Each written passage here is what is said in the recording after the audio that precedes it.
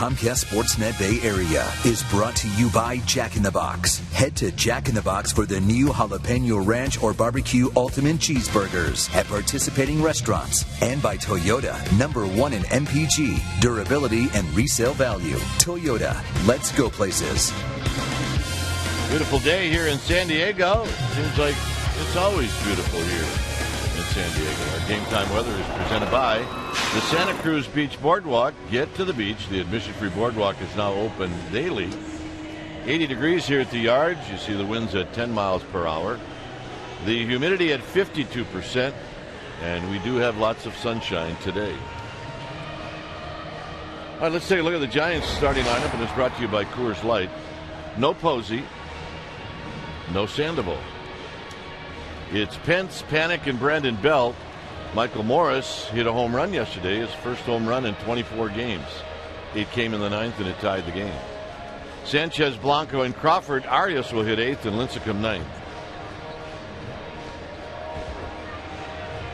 Well, the birthday checklist. Travel 523 miles to the Giants. Get a foul ball. Get on TV. Have Crook Kipe sign my sign. And get a Giants win. Okay. Yeah. We were actually waiting for Jesse Hahn and the Padres to come out of the dugout. This scheduled start. A 1:10 start, so.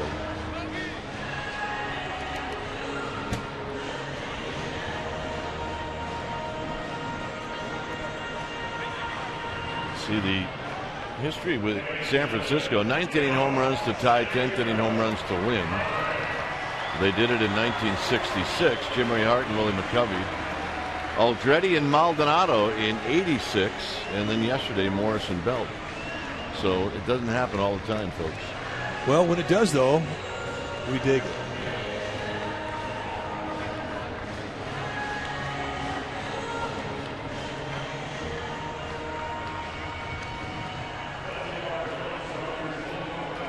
Let's take a look at the starting pitcher now for the Padres. It's going to be a 24-year-old right-handed rookie, Jesse Hahn. Hahn, a big guy, 6'5", 190-pounder. And look what he has done in 5 starts. And really, since he's been called back up, it's even better than that. He's 4-0 with an 0.75 ERA.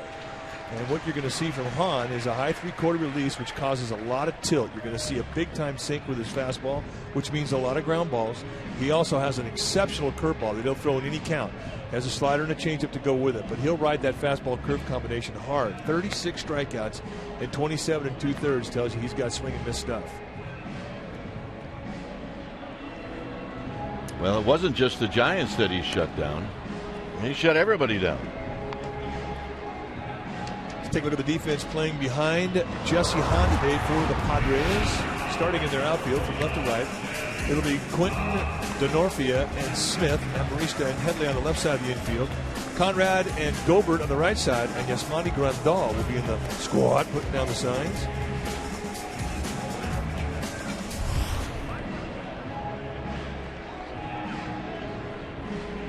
Talk about Jesse Hahn. One of his 4 starts since being called back up was against San Francisco in AT&T Park, and he dealt 6 strong innings, allowed a couple runs, struck out 8 that night, and the curveball was really a good weapon. He showed a lot of poise, a lot of composure, and the ability to command the strike zone with all of his pitches, and he was tough. He had the edge, and today may be different because they now have seen him.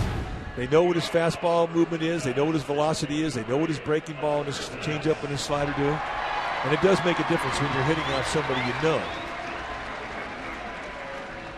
We didn't really get a great look at Hahn because we were doing the game from the Coors Light Silver bullpen. That's true. We think he had good stuff that night, judging by the numbers. So here's Hunter Pence.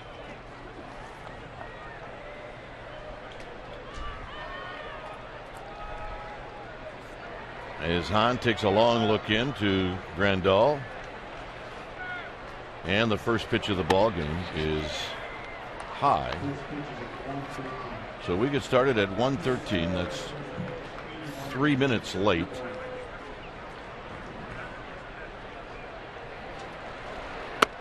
And a strike to Hunter Pence at 92. Hunter Pence in that start against Jesse Hahn in San Francisco went 0 for 3. Fouls this one out of play. It's 1-2. Pence 2 for 4 yesterday, 1 for 4 on Friday.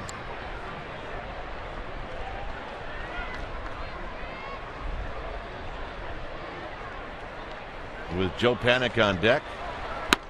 And that pitch is high and wide. The home plate umpire is James Hoy. Welke, Davidson, and Tom Payne are your umpires from first to third. James Hoy, a good strike zone. Curveball, and it's laced into left field. That's going to be more than a single, and Hunter Pence is on the move. And this game starts with a leadoff double. He hung a breaking ball, and Pence doubles into the corner. All right, time now for our Nissan keys to the game. Number 1, Lincecum, keep that flow going. He's got 17 consecutive zeros going. And as we know, he has no-hit this Padre teams a couple times. And number 2, educate Mr. Hahn. That's right, he owned them up in San Francisco, and they owe him one. So those are our Nissan keys to the game. Here's Panik. Panik faced Hahn a couple of times. He was 0 for 1. He drew a walk in that start. Here he pops it up, and that's not going to get the job done. As good as a strikeout. Here's our Ford right choice. Belt's 2-run home run in the 10th off of Thayer did all the damage last night in extra innings.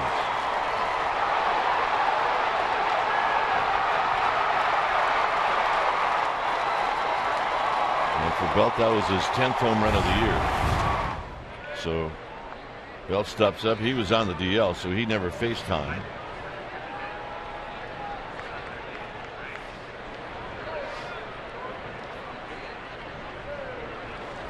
And he's going to take one wide, 1 ball and no strikes. So with no Posey or Sandoval, obviously Pagan out, doing the little things like advancing a runner from second to third, you got to do that. Yeah, that's a big part of the game. You have to have productive outs, especially when you're on the road.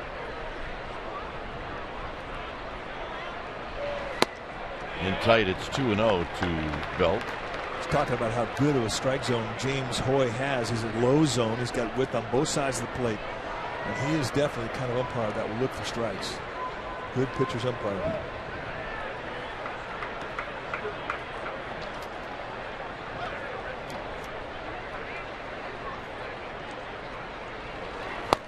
Swing and a miss. Ball gets away. Pence is going to take off. And that'll make Mr. Panik feel a little better. I don't know how that got away from Grandal. Well, you're right. I mean, that's just a pass ball. That ball had big time sink. When a ball sinks from the sweet spot of a glove and it just hits the tip of the web, I mean, that's big time sink that even a catcher doesn't anticipate. And that's late movement. That's a nice problem to have. So now a ground ball to the middle of the diamond, even to first, will score a run. 3 balls and 1 strike.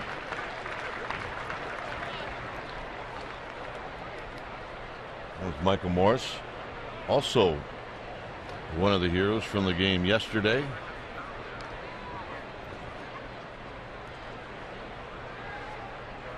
See if Belt gets something to hit here. 3-1. He does. And it's 1-0 Giants on an RBI single for Brandon Belt.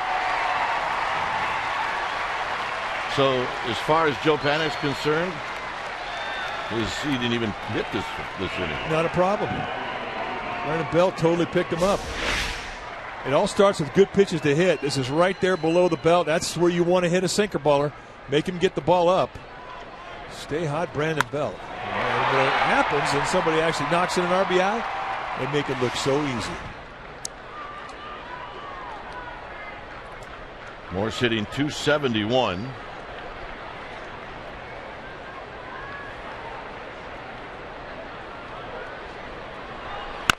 And he rolls this one foul.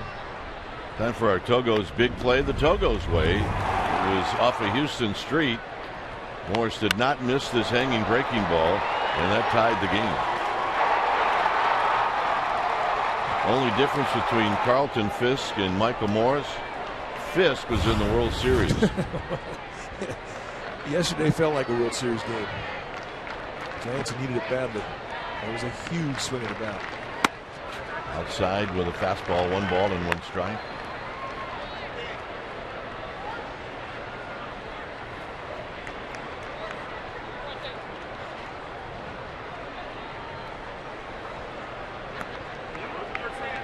On deck is Hector Sanchez.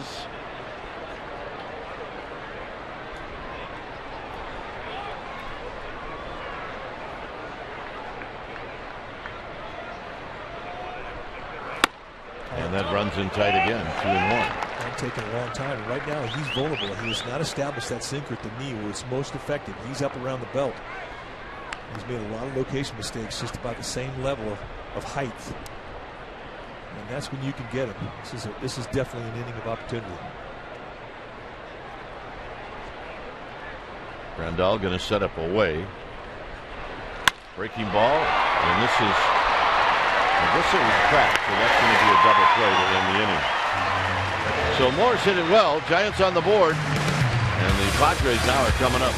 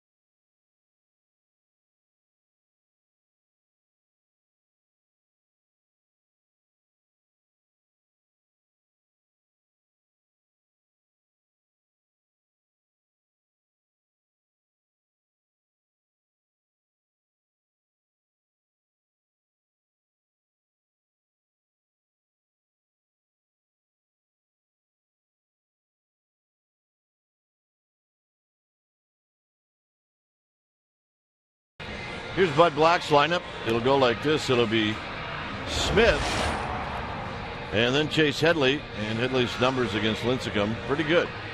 Carlos Quentin back in the lineup, followed by Grandal, Gobert, and Denorfia. Brooks Conrad is going to hit 7th, Amarista 8th, and Jesse Hahn 9th. On the hill today for the Giants, a 2-time Cy Young Award winner, 4-time National League All-Star, Tim Lincecum. This is what he has done in 17 starts, 7-5 with a 4.06 ERA. 10-6. That's what the Giants are when he toes the rubber. 89 strikeouts against 38 walks in 99 2/3 innings, and he's always enjoyed pitching against the Padres. 15-6 with a 2.35 ERA. That's going to give you a low 90s fastball, mostly 2-seamers. He will mix in a 4-seamer on occasion. He throws curveball, slider, and a split. Let's take a look at the defense playing behind Lincecum, starting in the outfield. For the Giants, left to right, it'll be Morse, Polanco, and Pence. Crawford and Arias on the left side. Panic and Belt on the right side, and Hector Sanchez will be in the squad putting down the signs, as he often will do against Tim Lincecum. For Tim Lincecum, I should say. So here's Smith. Seth Smith hitting 278. And before there was Paul Goldschmidt, it was Seth Smith who had the big numbers against Lincecum. 3 doubles, 3 home runs. And it's no balls and 1 strike. And there's nothing in 2. And that fastball at 89. And he'll build on that. Off the line at third is Arias. I think too about James Hoy. They sit the target on the outside part of the plate. This thing goes on the inside corner. You do not have to be between the knees for Hoy. And that's rolled to first. It's going to stay fair, and Belt will tag out Smith. How about that? If you're Seth Smith, You are not a happy boy. Now that had every intention of rolling foul and then had a mind of its own. I didn't think there's any way that this thing was going to stay fair. He goes out and hooks a little curveball, and lo and behold, it stays straight as a string, and that's how this game gets started for Lincecum. Usually once it rolls off that grass, it takes a pretty good hard turn to the right. Here's Headley. Pretty hard to find two guys hitting back-to-back combined home run numbers of 7. Smith's with 3, Headley with 4.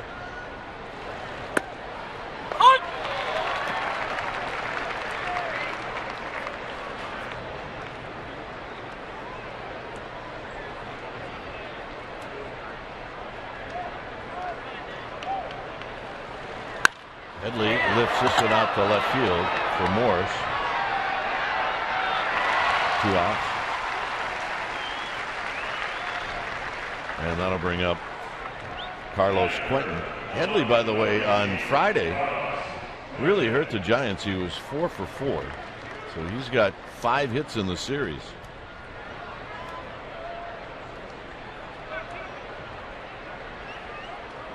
Carlos Quentin taking his time, making sure the batter's box is just the way he likes it.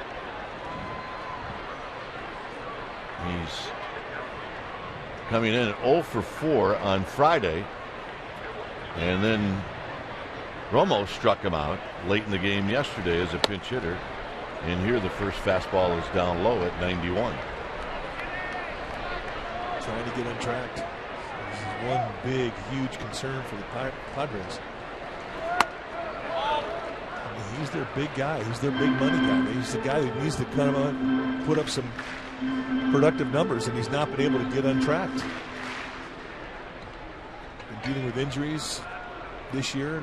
A lot of time on the DL.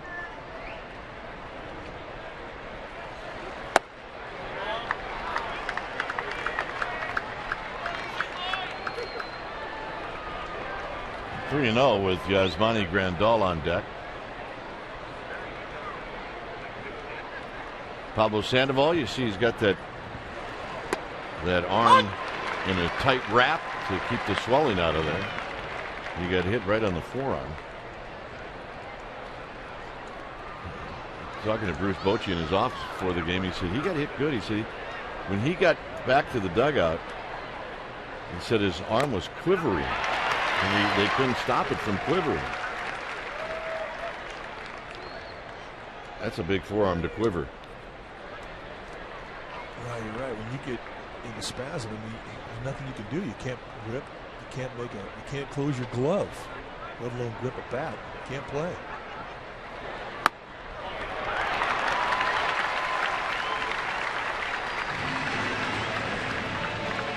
So Clinton takes the walk. He took a nasty pitch. This is how it happened yesterday. Watch the back elbow. And he swung, so he was out.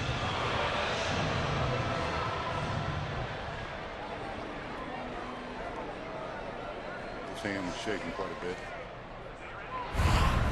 Actually, he was not out. It was just a strike, and the at-bat continued, and Belt was thrown out trying to steal.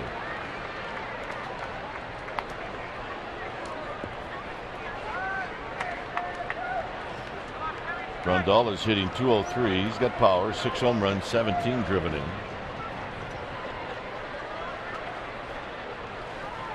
So this is Lincecum out of the stretch for the first time. Well, I think for a guy who's always had a little trouble transitioning from the wind to the stretch and back, it's good to get in the stretch for the first time in a 2-out situation. And prior to this at bat with Grandal, he's basically throwing all of his pitches, so he has a bit of a feel for what's working, what's not. And now he's doing it out of the stretch for the first time. It's so different when you go out there and start a game and you wind that first pitch base hit. Now all of a sudden you get into your stretch and you don't know what's working. It's tough. But this is an ideal scenario to get into your stretch for the first time. And a call strike to make it 2-2. Padres are sitting on fastballs when they have count leverage, and Lincecum staying away from those fastballs and those counts. The big strength that he has had in the last 4 or 5 starts is he's been able to command his pitches whenever he wants. Except for that one right there.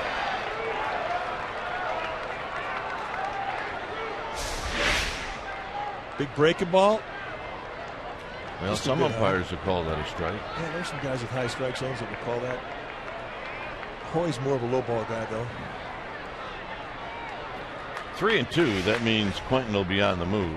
He goes, and he got him to end the inning. Shutdown inning for Lincecum. Giants are coming up 1-0.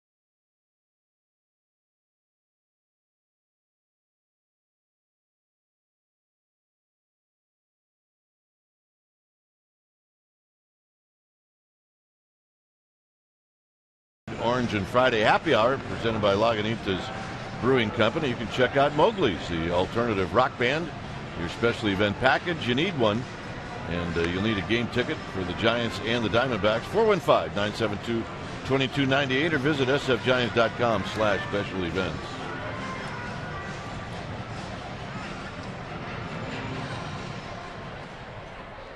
For the Giants here in the second, it'll be Sanchez, Blanco, and Crawford.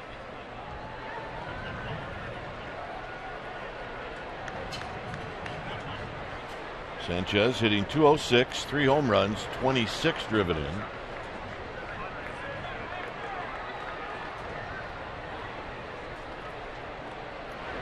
And Hector Sanchez takes high. Sanchez did not face Hahn in San Francisco.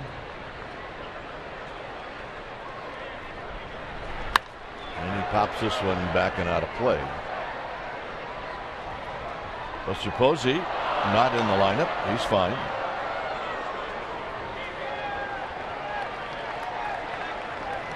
You figure with the Giants traveling to Oakland tomorrow and Tuesday, Buster will DH one of those games. In tight.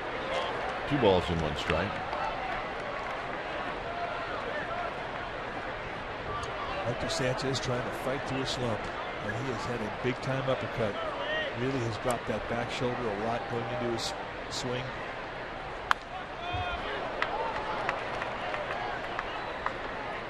As soon as you start to gain tilt, as your bat comes into the strike zone, you become disadvantaged. Ideally, you want it to be flat. You want to stay in that strike zone as long as you can. Here's the Mullins, Giants hitting instructor.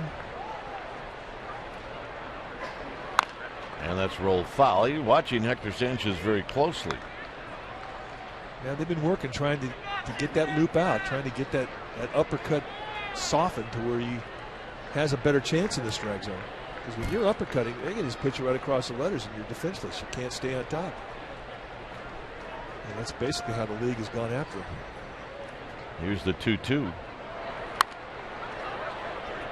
that's hit foul.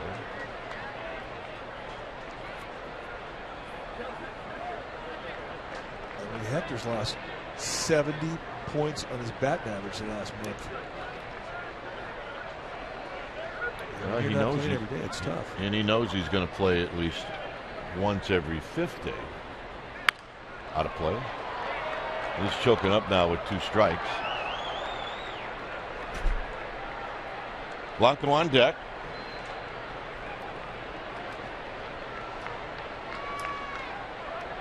And then Crawford. And the 2-2. It's 3-2.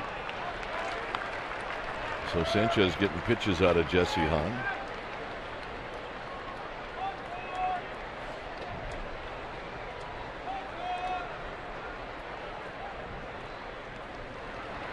And the walk. Gregor Blanco. Bruce Bochy said, we need a spark. I don't care where it's coming from. And they got a couple of sparks. This was one of them. Boom! That was a long potato ball right there above the belt. He jumped all over it. This one was in the section that you had to hit him before they changed the dimensions. Both Giants home runs to right field were big flies. That was a 9-pitch at bat for Sanchez. SAB. Jesse Hahn still looking for that release point to gain control of the knee-high locations, and he doesn't have it right now.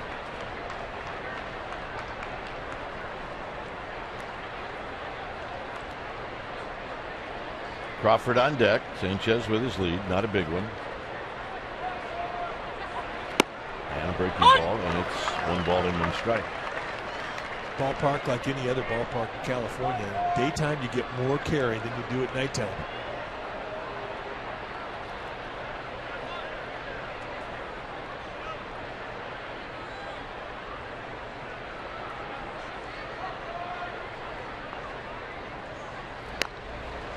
Sanchez is not going to go anywhere. Although he did try stealing one time. I don't know why. But Could have got picked off. So he's got 1 failed steal in the stats column. Which was a perfect reminder of why he shouldn't try to steal. Exactly.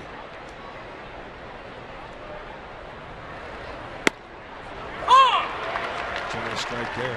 Yeah, Hector Sanchez does not have a body built for stealing bases. He's a catcher.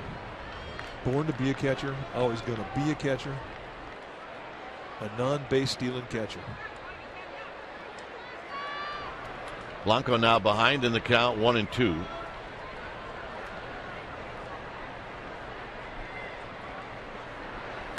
And he skies this one into left field. It's Carlos Quentin. Puts it away.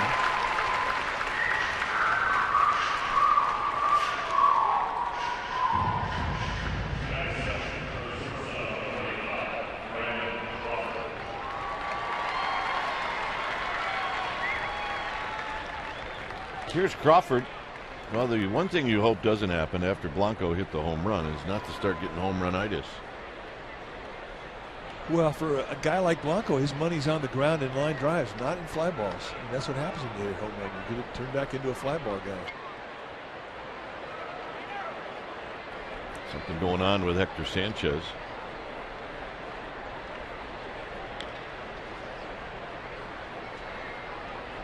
So he got something in his eye.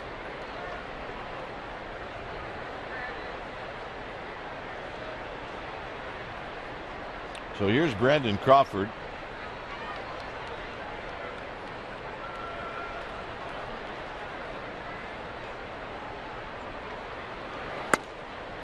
Everybody talks about the big home run by Morris, by Belt, but if Brandon Crawford doesn't make a play in the 9th inning defensively in the game yesterday, none of that matters.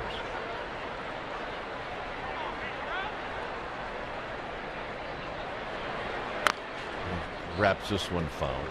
Well, what do you say we make that our Solar Company electrifying play of the week? Yesterday, with a runner at second base, Brandon Crawford makes a diving play up the middle.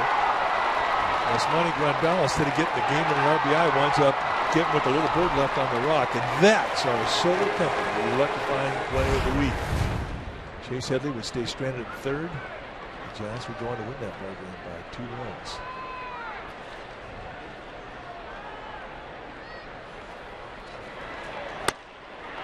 One and two to Crawford. Crawford 5 for his last 36. So it has been a bit of a struggle for him, but the whole point is if you're not going to help produce runs offensively, then keep the other team from scoring defensively, and that's what he's done. And he waves at that breaking ball. Starting to get the ball lowered. And that's where the strikeouts are, especially with that curveball. Sinkers and curveballs are not effective up. They are down.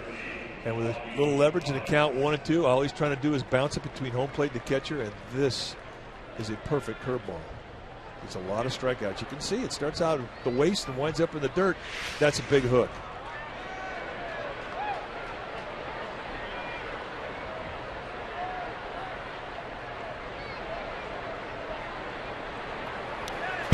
And this is going to go to the backstop.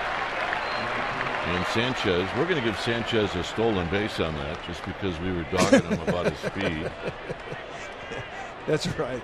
SB, he was going. So he's got one this year now. Oh, it looks like Grandal was fooled by the pitch. Now, it's hard to get crossed up when you're at home and there's nobody at second base, but he didn't move at all to try and block that thing. Well, Arias has got a shot now to knock him in. If they pitch to him. Wrap to third, Headley. And that'll end the inning.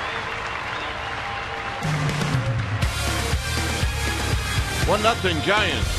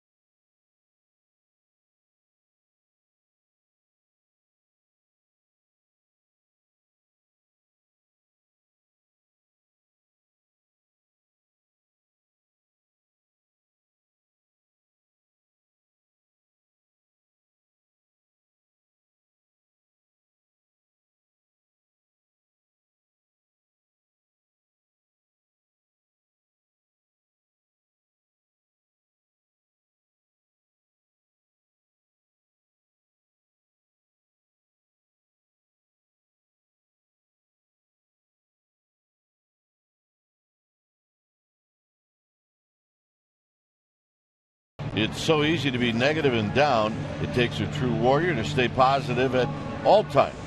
And this is a team of 25 warriors. All right.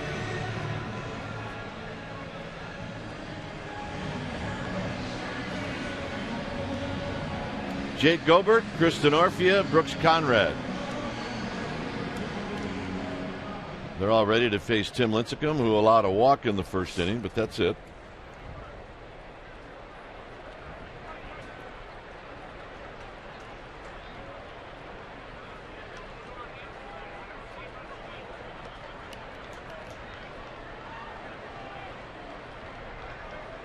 And the first pitch to Gobert is a swing and a miss. He's 6 for 17 since he's been called up from the minor leagues. You remember the really big, tall hitter the Padres had, Kyle Blanks. Blanks went over to the A's, and Gobert came from the A's organization over here.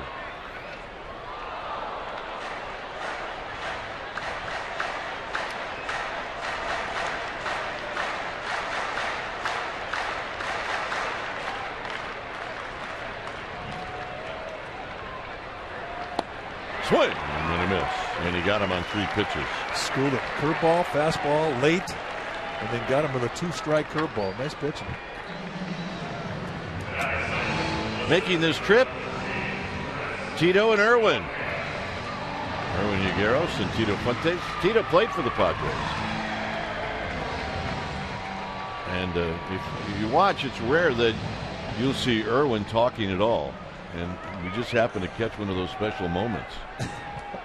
Because once Irwin stops, Tito's going to go, and he's going to go until 4 o'clock. Swing and a miss by D'Onofrio.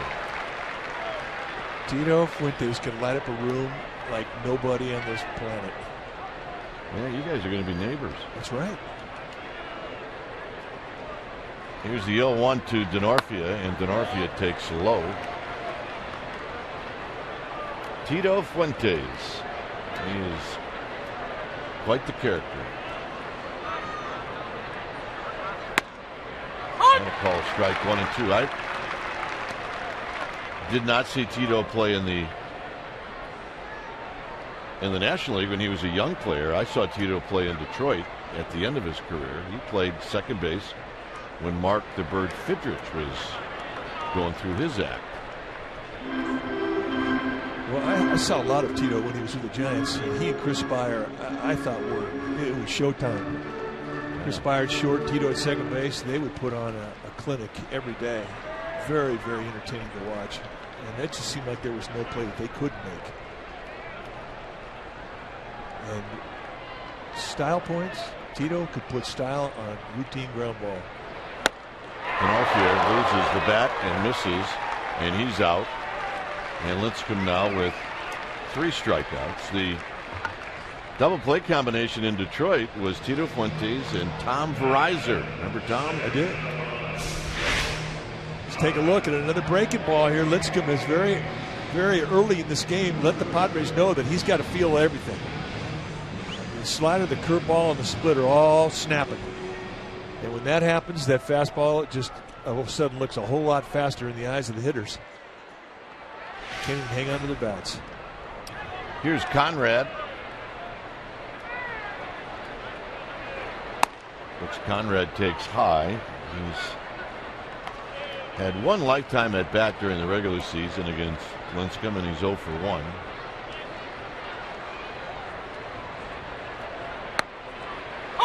And he looks at a curveball for a called strike. In a 1-0 count. I mean, and that's something that he just could not count on early in the year. And now, the groove that he's been in, he can do it anytime. I did not miss by much. He's getting the ball back, and he's got a good rhythm going right now as far as working quick.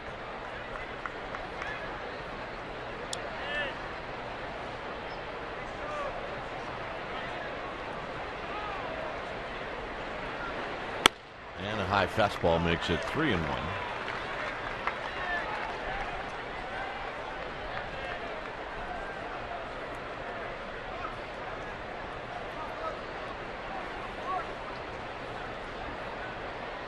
So Conrad should be in a pretty good spot to get something to hit. Challenges him, and he takes a called strike. It's 3-2. What a belt-high fastball. That's Amarista. He would hit if Conrad reaches. And this is in and out of the glove, or maybe off the mask of Sanchez. It's hard to tell from where we're at. Conrad was in El Paso when he was called up from AAA. 77 games this year. He hit 18 home runs. Yeah, you can do that in El Paso. Yes, you can. I even hit one in El Paso. That's Low, ball 4. We're still talking about it.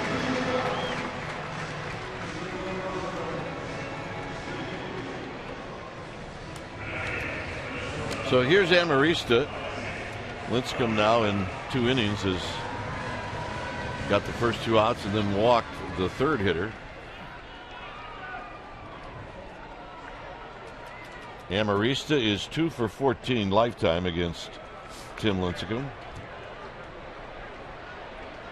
But right now he's hot. He's been a tough out against the Giants over the last 10 days.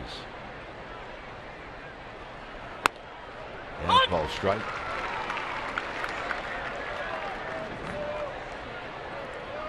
Dodgers and Rockies are underway. Rockies beat the Dodgers yesterday. Today it's the start for Josh Beckett.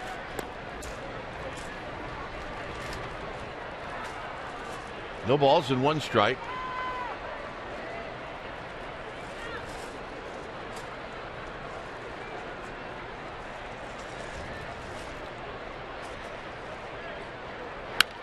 Foul back. Another again 2.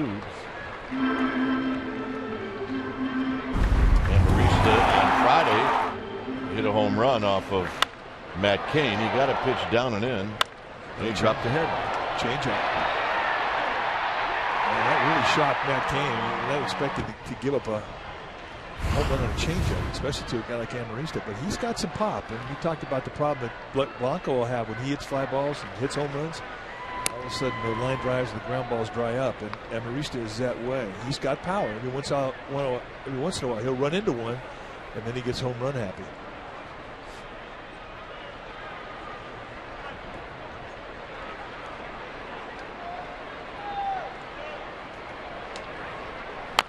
Rolls this one foul to Belt. And Belt will deposit that one into the seats to a fan. He picked out a Giants fan. And the Giants fan grabbed it and handed it to his daughter. Very nicely done.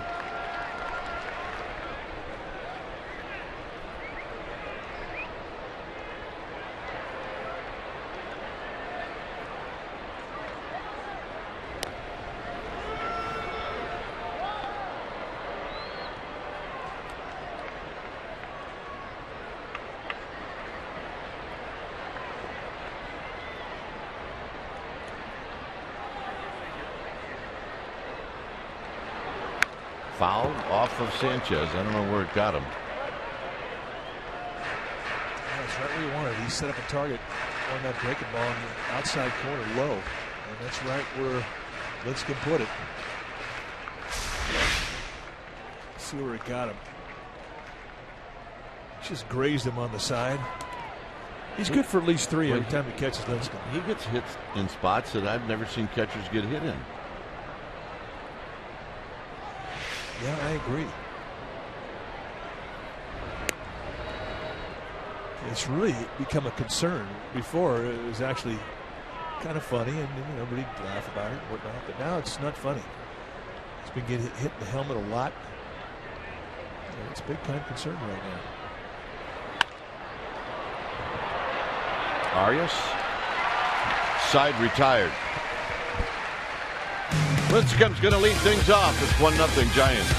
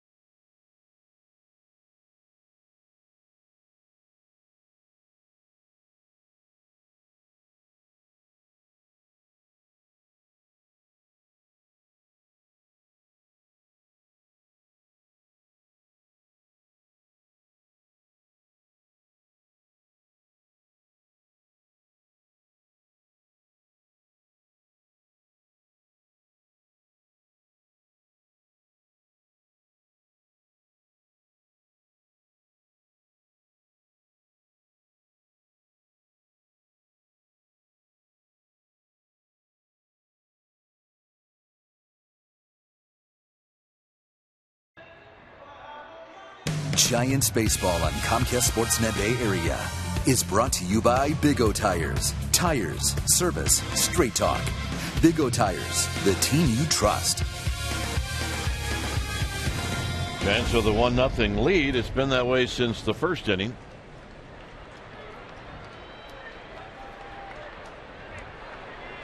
And it'll be Lincecum, who's 3 for 27. He will lead things off.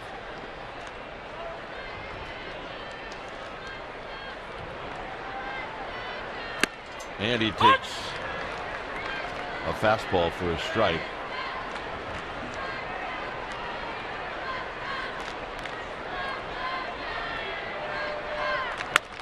Hit right back to Hahn.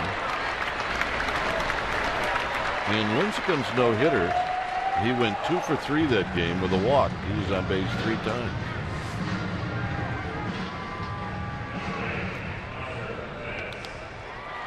So here's Hunter Pence.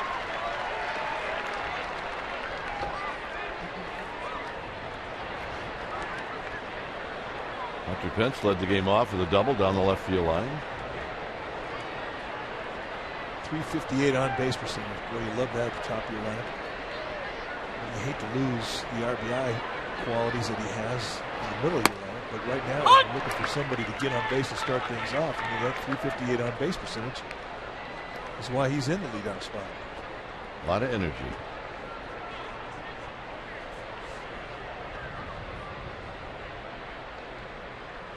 Swing and a miss. Another than 2. That's the best curveball so far that Hahn's thrown. That was a good one.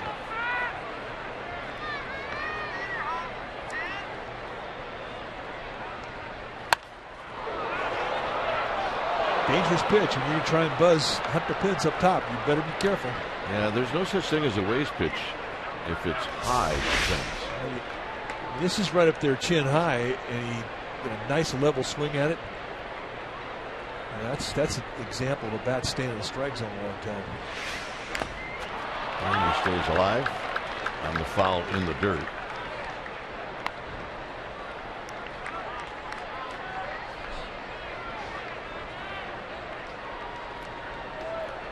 $11 home runs for Hunter Pence. Comes into this game at .296. And he's got a base hit to left field. So demoralizing when you're a pitcher, especially a young pitcher like Jesse Hahn, and you throw your nastiest curveball on a 2-strike count, and the guy does what Hunter Pence can do. Just go down there, reach out, no lower body, just let the bat head do the talking, square it up, and get himself on base with a nice, clean, crisp single. You make a pitch like that, if you're Jesse Hahn, that pitch is the guy's got to miss that one. Nice at bat. Panic popped out in the first inning.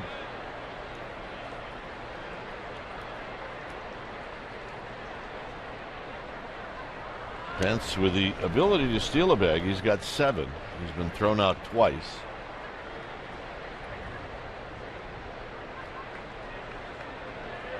Plus, Hunter Pence, all of a sudden now he's in the leadoff spot. He starts taking that serious. And he may just take off. You put me in the leadoff spot and I reach, I'm going. I'm going to act like one. Well, he definitely is a good base stealer. He's sparked Buster Posey into trying to steal third late in the game yesterday.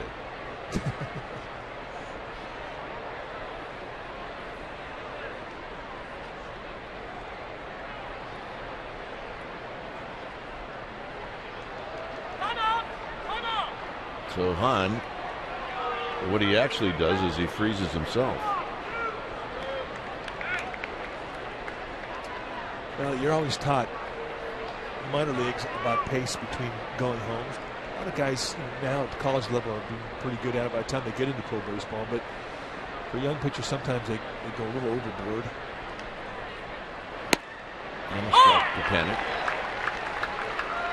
Anytime you're out there holding the run around for a long time and you're subjecting yourself to a start-stop, when you start your motion and a batter backs out of the batter's box, umpires are going to side with the hitter if you take a long time. And no pitcher likes a start-stop. That rattles your cage. Start your motion and have to stop before you deliver a pitch because the guy stepped out of the box. And that's a fair ball down the left field line. And with the speed of Pence, he may end up scoring. They're going to wave him in. And the throw is going to be late. 2-0 Giants. Panic with a double and an RBI. And one of the strengths of Joe Panic when we first heard about him was he had a nice opposite field approach. He really shows it here. They set an outside target. This thing catches too much plate, but he still stays inside it. They had pulled off the third baseman. Headley gave the line to Panic, and he finds it. They don't have a whole lot of arm with Quinn. It's average. From the angle with which he picked it up, Tim Flannery said, "Come on," and green lighted Hunter Pence. So here's Belt. Belt knocked in a run with a base hit in the first inning.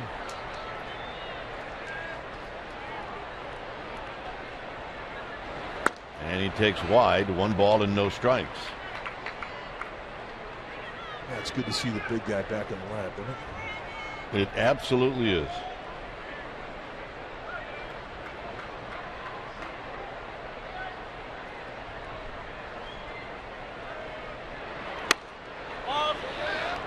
He had such a nice, short, powerful swing on that home run yesterday. Yeah, it was up and in. I mean, that was to the scout report. A guy that throws hard and fair. There, I thought he made a pitch right to the scout report. Belt beat it.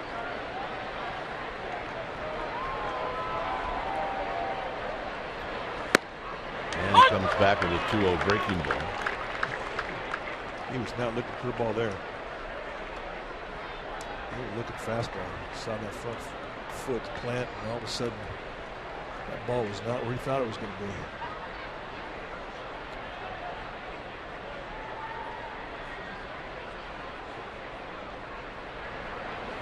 Belt pops it back and out of play, so it's now 2-2.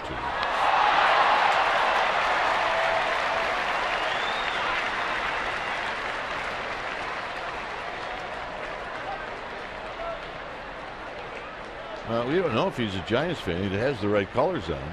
I'm saying he's a Giants fan. You got that much orange? You're a Giants fan. Anything missing is a glove.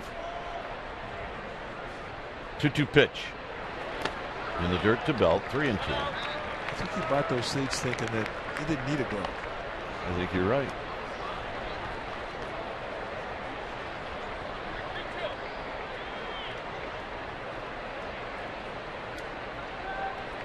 This will be pitch number 50 coming up for Jesse Hahn.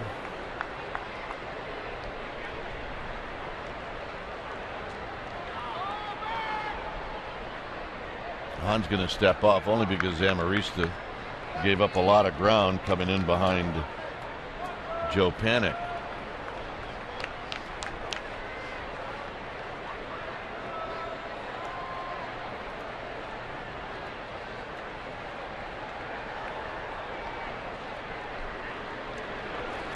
Got him.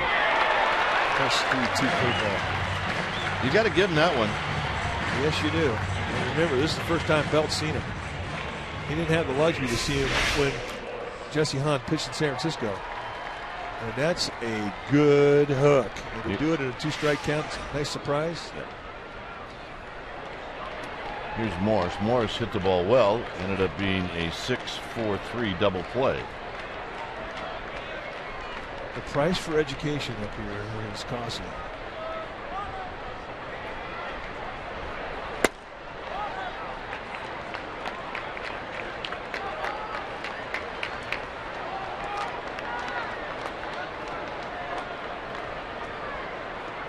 On deck is Hector Sanchez.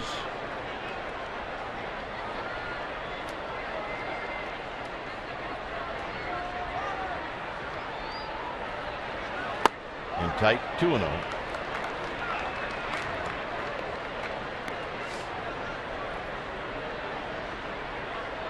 Giants with the win yesterday, they're 22-20 against the West.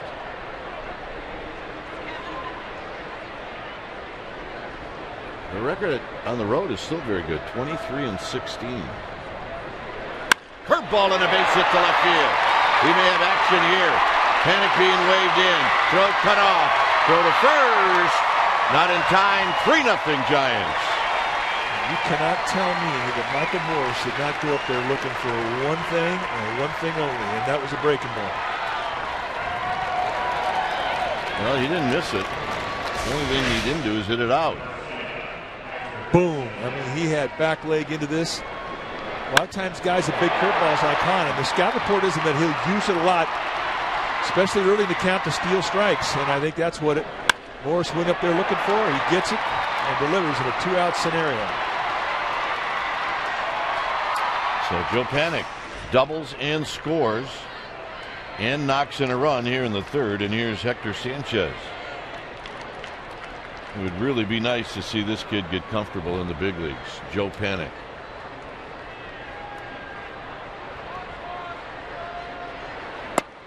Sanchez takes down low. Well, you're right.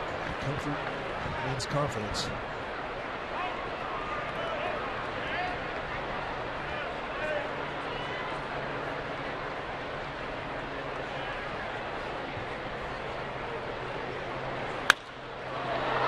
Very high to center field for Denorfia.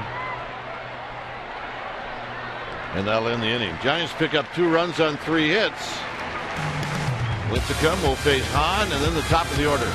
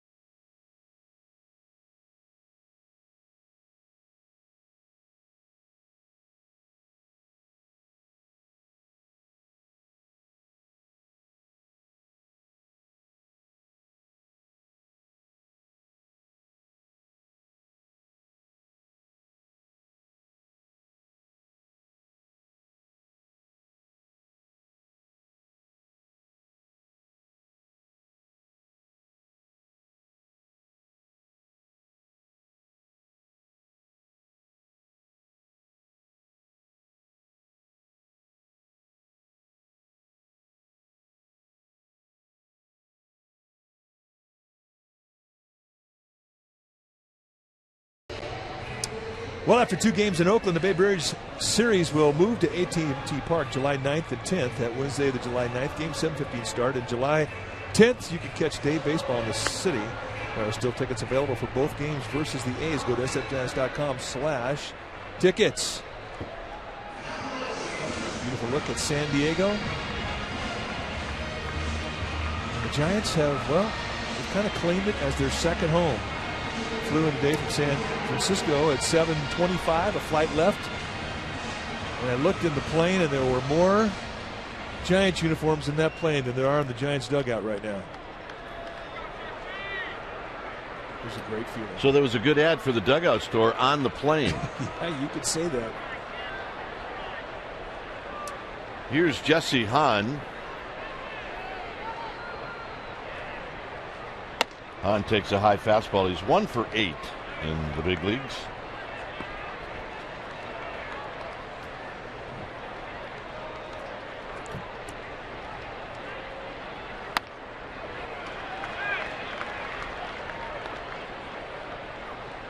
Smith on deck, and then Headley.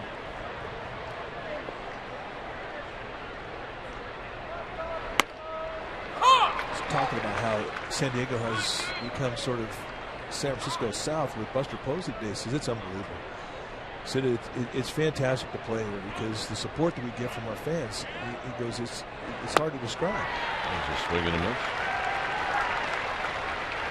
Time to log on to csnbayarea.com and decide the player of the game. The winner will be revealed during Giants postgame live. Check out the enhanced Bloomberg stats and much more. Giants in-game live on csnbayarea.com. Log on now and you can vote.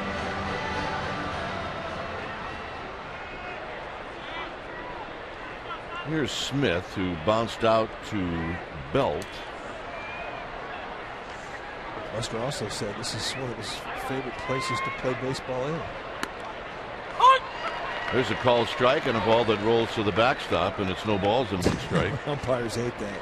I guarantee right now, James Hoy is saying to Hector Sanchez, catch the ball. Come on, you're making me look bad.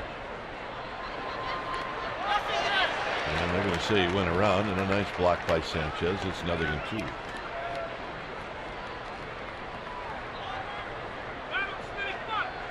Well, right now, this is a franchise that's kind of hanging in limbo. They don't know what's going on. They got interim GMs and trying to figure out what to do at the trading deadline. So a lot of different things are going on here. Well, one thing is a given now.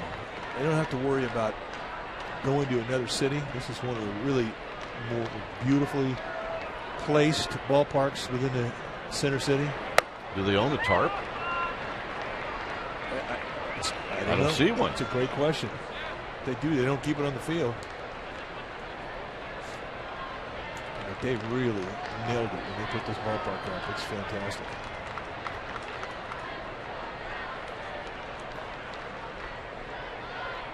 Two and two to Smith. Smith a little late on the fastball. It was always a great place to come and play, San Diego.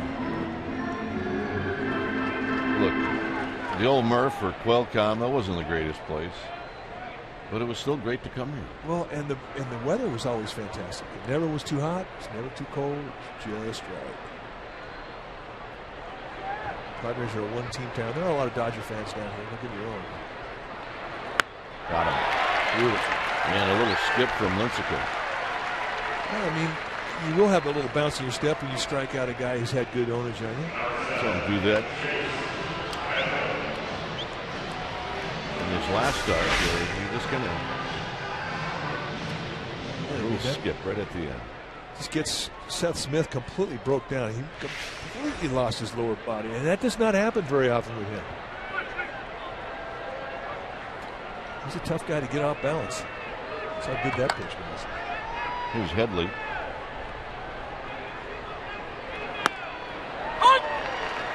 Look at this little skip.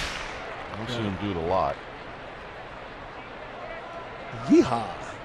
It's almost as if he's ready to turn his ankle and he just catches it. It's the yeehaw two-step. 1 ball and 1 strike. Headley hit a fly ball to left field.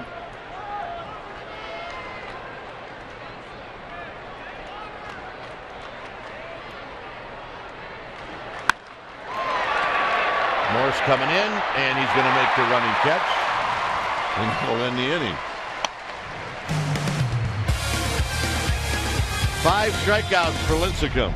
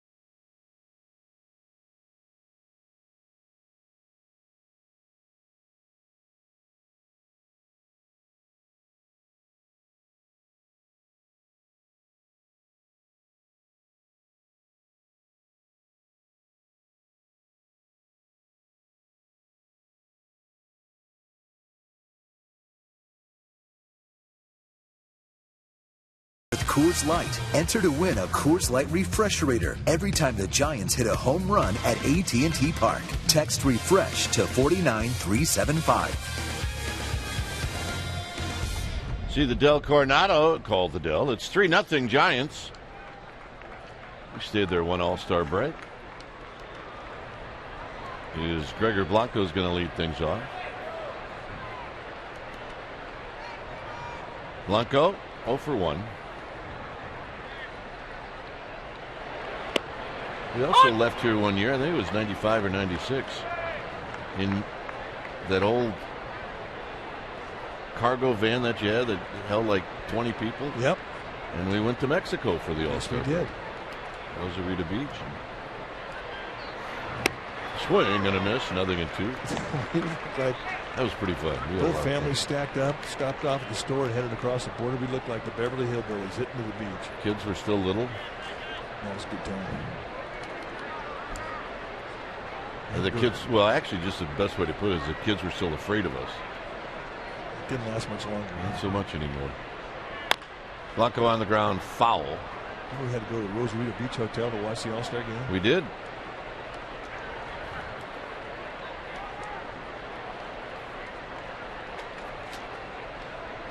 Yeah. Found a couple of Starbucks back then there. Probably not. No.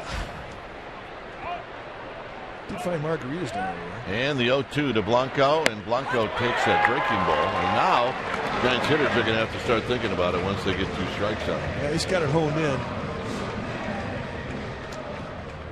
Well, the 2014 MLB All-Star voting is not quite over yet. You can be sure to vote for the final player for each league roster today through Thursday. Check sfgiants.com to see who made the team and vote for who should get the final spot on each league roster.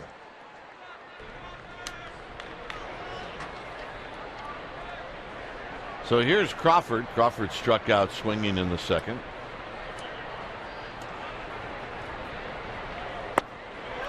So you're starting to get a little excited for the All-Star game? I'll be excited on Tuesday about 3 o'clock. I'm starting to get interested as to who's going to make it. Tapped right back to Hahn. And with 2 outs, that'll bring up Arias. So Crawford. And Bruce Bochy said in his office, he said, look, I'd love to give Brandon Crawford a day off. He needs a day off. But he said, with no Posey, no Sandoval, he said, I can't do it. And he said, and I do want everybody to appreciate the fact that his defense has been extraordinary. Well, I mean, the bat does get a little heavy when you are tired. And I think your bat starts to suffer more than your defense does.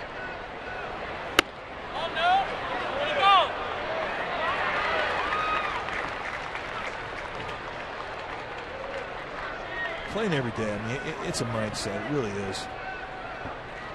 You've done it. You know how hard it is.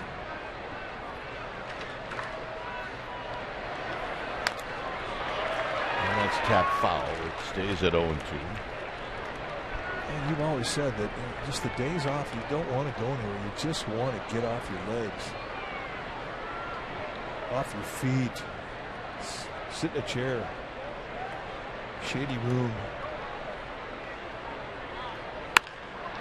That's pulled on the ground, foul. You know, you don't see many guys anymore play golf on their day off. Get off their feet. Yeah, that's kind of reserved for starting pitchers and a few relievers.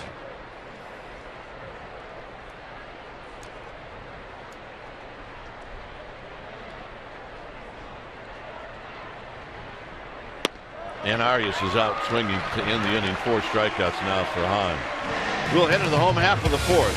3-0 Giants.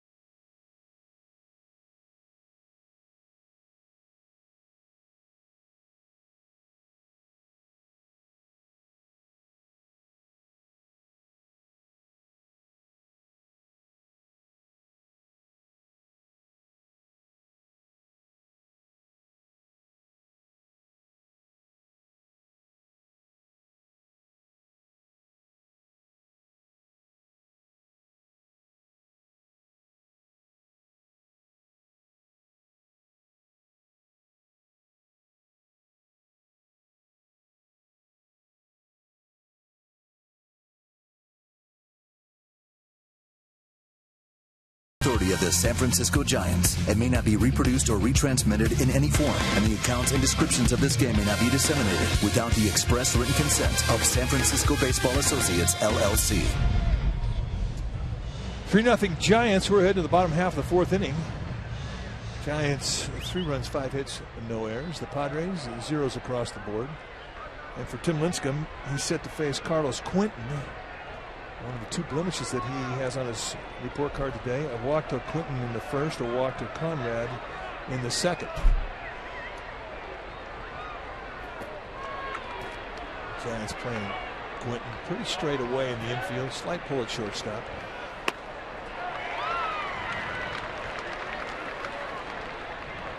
Swing and a miss. Grandal, Gobert, 4th inning.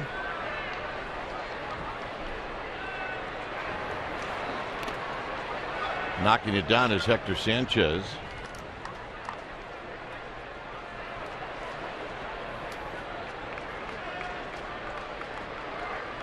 Panic shading Quentin to pull on the infield. Not an overshift. Belt way off the line.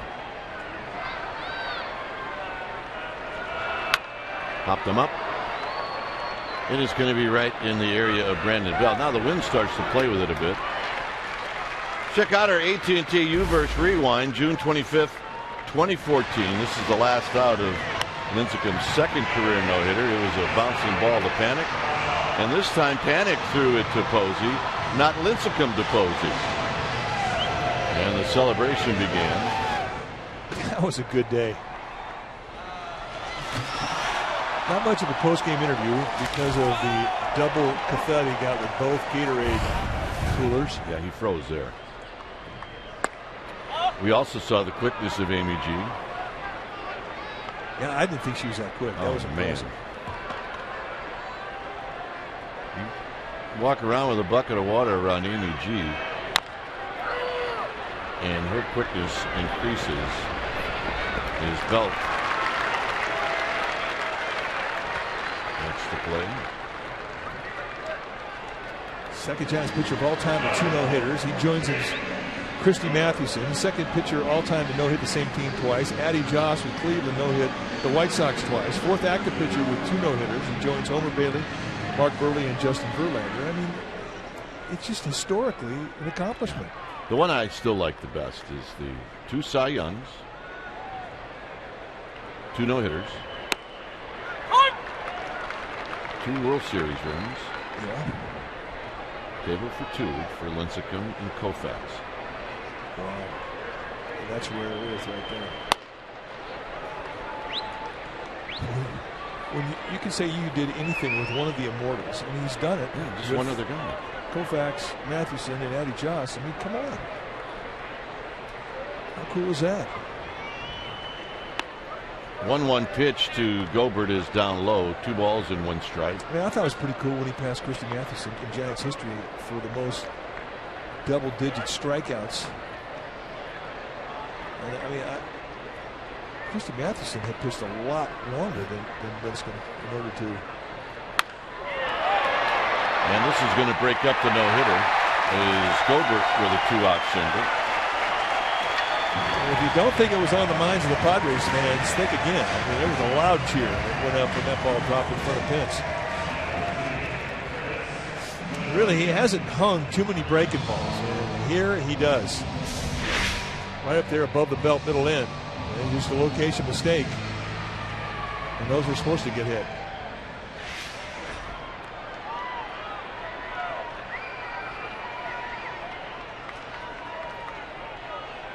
Denorfia struck out in the second. There he takes in tight, 1-0.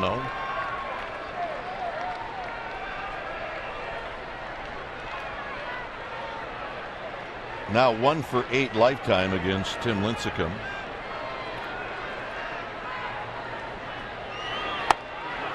And that pitch a little high, 2-0. So Lincecum's only pitched 1 inning of the 4 where he has not been in the stretch, and that was the clean 3rd inning.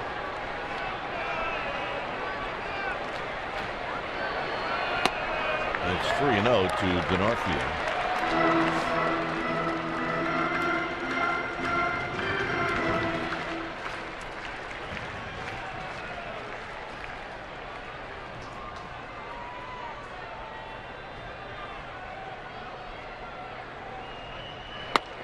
And a strike, 3-1.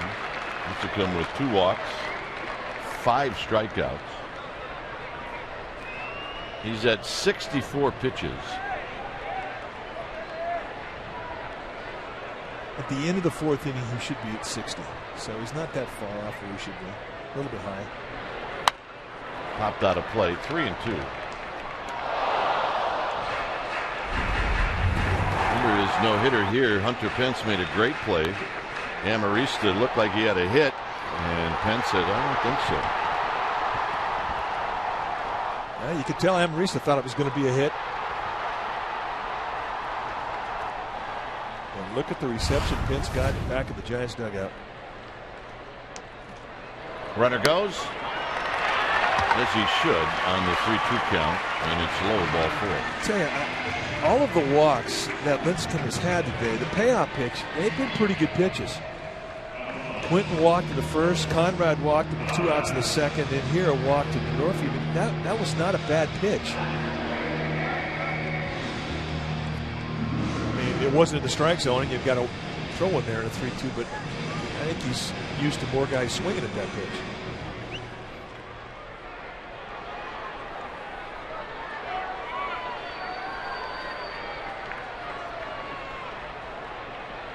So here's Conrad. He walked in the second. Gobert and Denorfia are your base runners.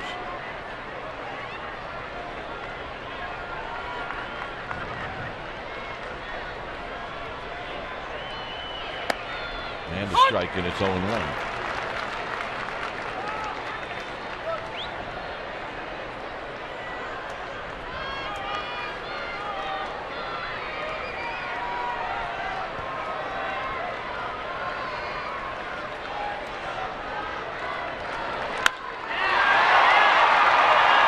Blanco in right center field, and that'll end the inning. No runs, a hit, a walk, 2 left. 5th inning coming up.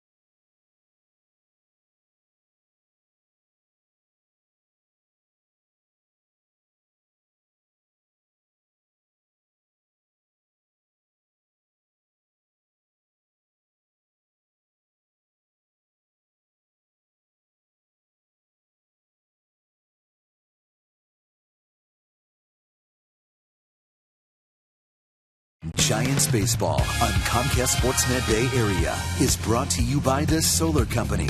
Not just any solar company, the Solar Company. Switch to solar and save.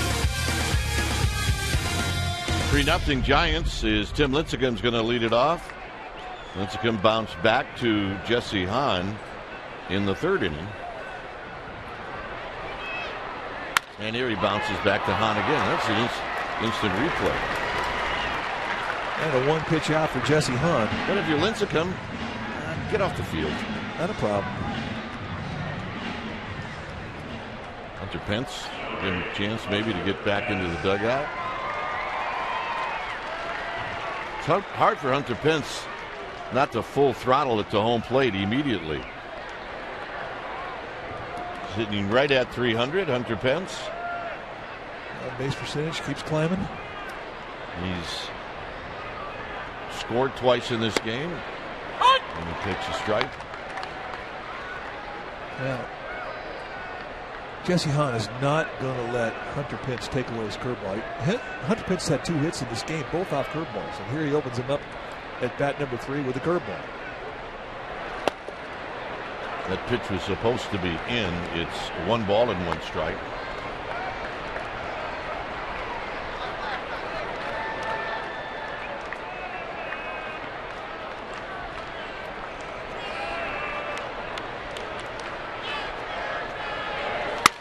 Breaks his bat, hits this one on the ground to Amarista. One thing about Hunter Pence, it's always about the hustle. And yesterday, base hit to center field. You think most guys would stop off at 1, especially late in the ball game, but not Pence. And this really was a difference maker.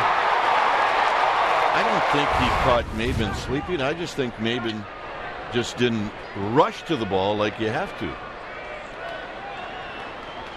Here's Panik, who doubled in a run in the 3rd. And he sees that big breaking ball.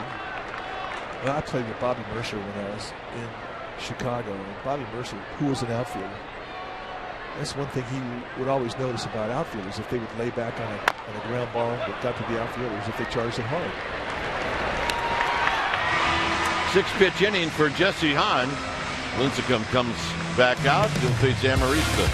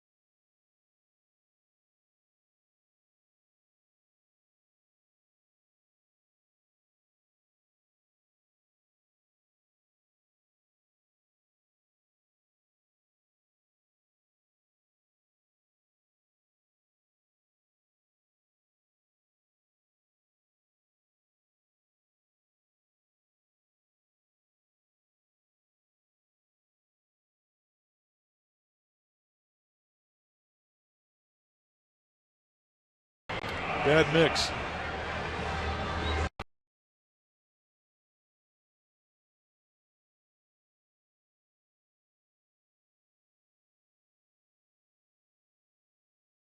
Date in 2010, Madison Bumgarner earned his first career win. He beat the Brewers in Milwaukee 6-1. Bumgarner went 8 innings, 3 hits, no runs, 3 walks, 5 strikeouts. He threw 115 pitches. And if you remember, that was the series in Milwaukee that got the Giants back on track, and it propelled them the rest of the way. Buster Posey had 5 home runs in that series. Here's Amarista, which sails high and away to Amarista. He popped out in the 2nd inning.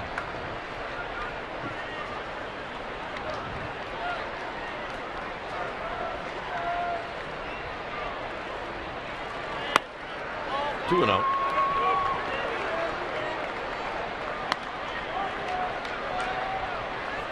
The thing about Lincecum, You should never, ever call 3 or 4 fastballs in a row with him.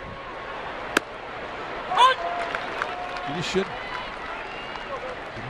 You move his pitches around. You mix the feel that he has by changing pitches, and do it often. I mean, that really has been the key to his success here in these last several starts. In tight, it's 3-1.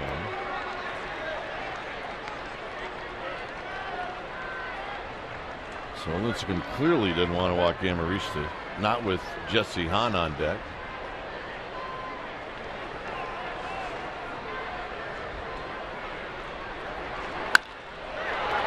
Panic on the backhand. Nice play. 1 out. That's a fun play for a second baseman. It is, and it's a play that if you're in the big leagues, you need to make it, and he did. Ball hit on the button. Watch Panic moving to his right. Your left, slides right into it, squares himself on his back leg and an easy flip. And that's the beauty of second base. You don't have a long throw once you make the play. And he's got a good arm. He was drafted as a shortstop. Hahn takes a strike. Well, it looks like he's found a nice home over there. Just get comfortable. Just let the game come to you, and all of a sudden the game will slow down a little bit. If it doesn't slow down, then you're not going to be here for very long. No, he'll steamroll right over you. You have to be able to control the tempo up here. And that is the key. And that's for every player. Pitchers with a strike. First time I got in a big league game, it was just going so fast. I mean, the guys who were on bases were faster. Just and it was so difficult to think about all the things you had to think about.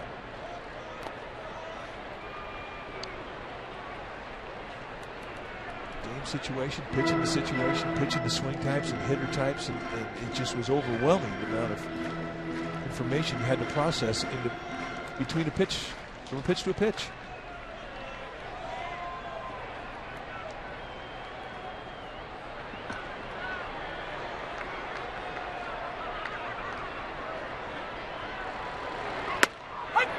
So, a little bit of his own medicine for Jesse Hahn. I don't think he sees too many 12-6 curveballs, which is what he throws. And you're right. That's giving him exactly a dose of his own medicine. Let's take a look at the break. Straight off the table, 12-6. Grab some pine weed. So here's Smith. Smith has bounced out and struck out. The Dodgers and Rockies still no score. That game in the 5th inning. No score at Coors Field. Something's up with that.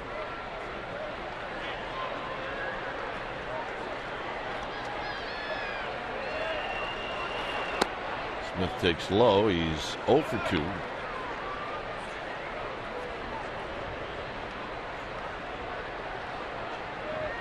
Well, a slow-paced game in Colorado. I'll give you an example as to why.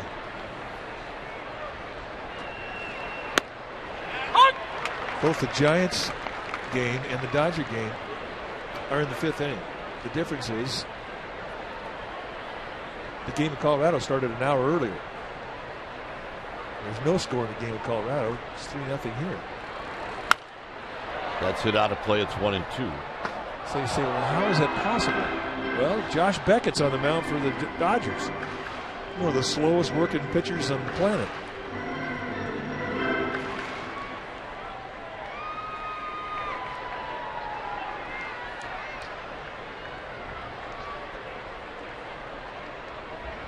Could be worse, though. He could be facing Jorge De La Rosa. Roll foul. Jorge De La Rosa, the left-handed starter for the Rockies, another one of the slow starters in the National League. Not a big thing, but I'm sure if you ask every one of their teammates, who would you like to have pitching on getaway day, it would not be Josh Beckett or Jorge De La Rosa.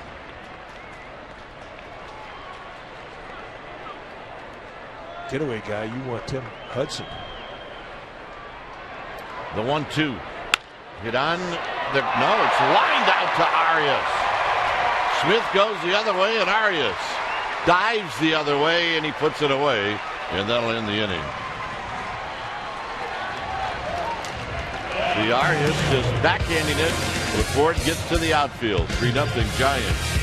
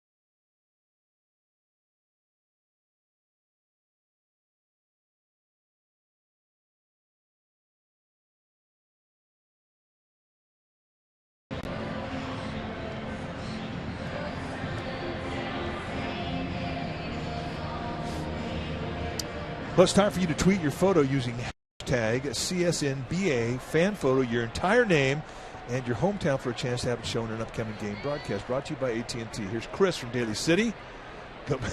Laying out, making a great play. It's a new month. Let's go SF Giants. Out of bed, Chris. You think he hung on? No doubt. All right. Here's Belt. Belt lays down a bunt. Throws him out. I hope that's the last time we ever see that. And I think you have full permission of the manager to express that to Brandon Belt. And the reason for my comment is when you have power, you have 20-plus home run power, if you're bunting against a pitcher like that, you're doing him a favor. Swing it. He may run into one, just like he did yesterday. It changed the game. The only way I'd give him a pass, Mike, if there was an overshift, and I didn't notice if there was. Well, if you're down 3 runs maybe, but not up 3 runs. There's a pitch wide to Morris. I mean, there's a shift. And a bunt is not a bad play if you're down in the game and you need base runners. You need base runners if you're down 2 or 3 runs or whatever. Then it's a pretty good play. Just get yourself on. But when you're up 3-0. High and deep down the right field line. It's toward that pole, and it is foul. They had the distance.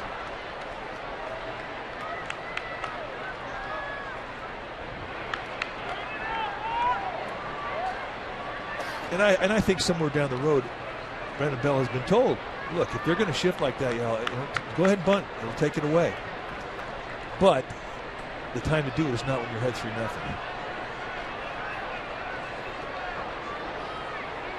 But that's a humble opinion.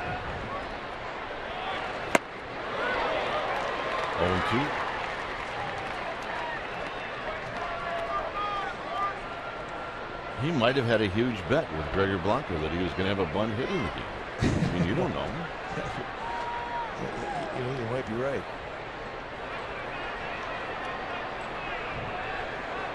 One and 2 to Morris.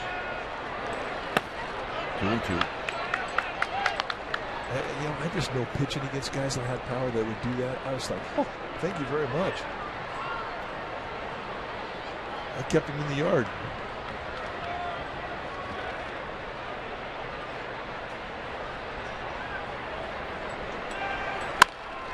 Wrapped on the ground to Amarista.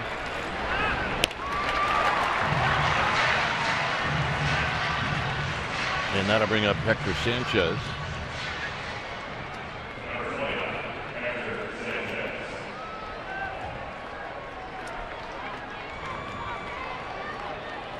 Sanchez drew a walk in the second, hit a fly ball to center field in the third.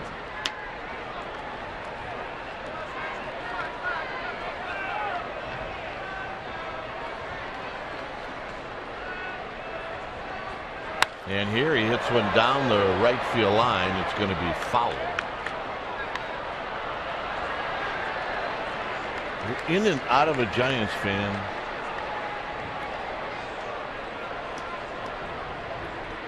And he had a shot. Here it's 0-1 to Sanchez.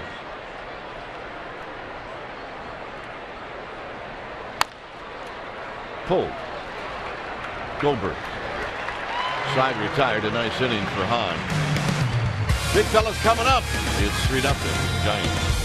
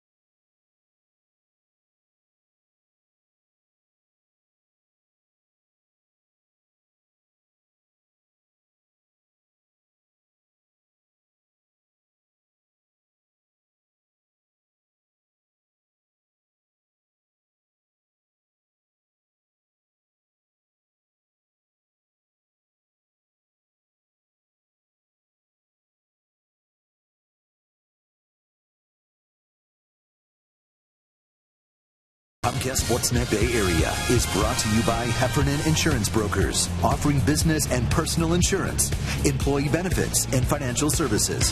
Visit us at hefins.com and by Xfinity, home of the most live sports.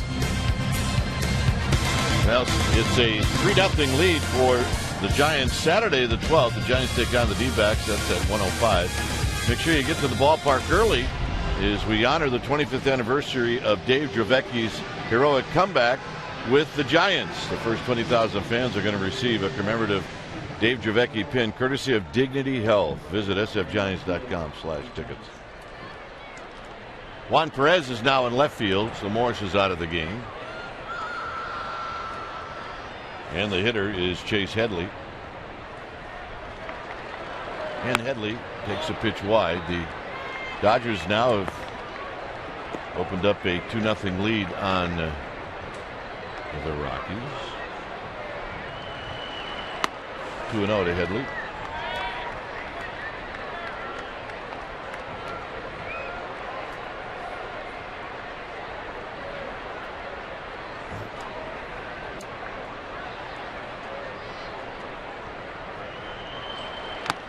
And Headley jumping all over the 2-0 fastball. Fouls it into the glove of Sanchez. Right above the hands with that four-seam fastball. Most movement that Lincecum's going to get on the fastball is with the two-seam grip. But when he goes above the hands to a lefty with that four-seam, that's a good pitch. This is a bolt into right field for a base hit. And that's the first time in this game the Padres have gotten their leadoff hitter on, and the hitter will be Quentin.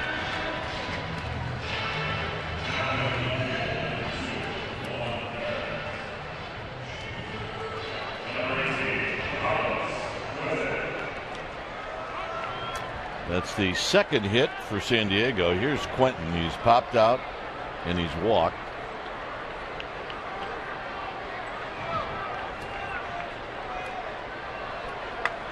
And a candidate for a double play.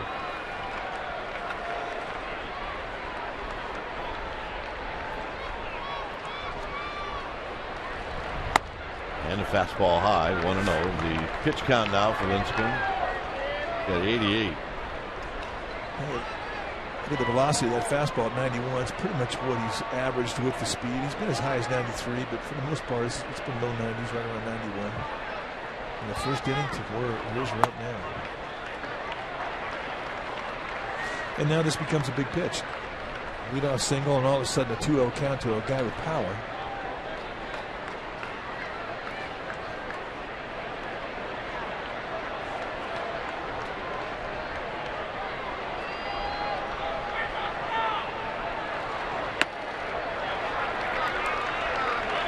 So he stays away from the fastball and do an off-speed pitch, and misses down and away. So a 3-ball count. Carlos Quentin is a guy you would turn loose in a 3-0 count, but not when you're down three runs. I would think he'd be taken all the way here.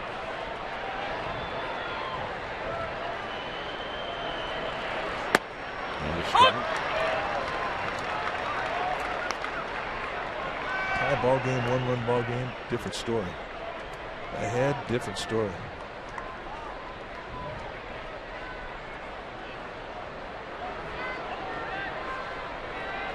Three and one. It's come to step off.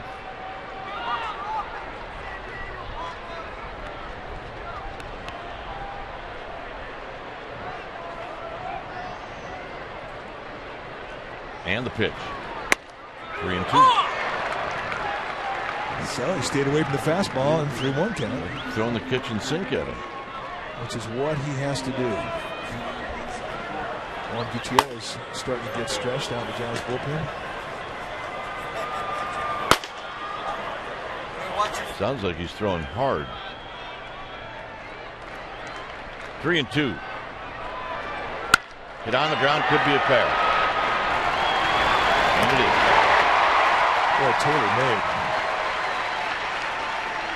He did not have a lot of speed, so once that ball found a glove with Brandon Crawford, it was going to be all the time in the world to get it to first base and complete the deuce. I mean, he hits his ball on the screws, a little 3-hopper, the perfect feed to panic. And just like that, all the anxiety of Bruce Bochy just sort of dissolved. Gutierrez can slow down that whole process.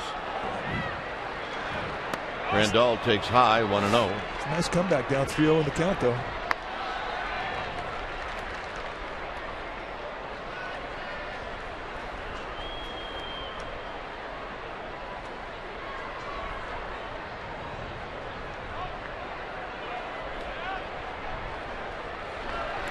In the dirt, 2 balls and no strikes.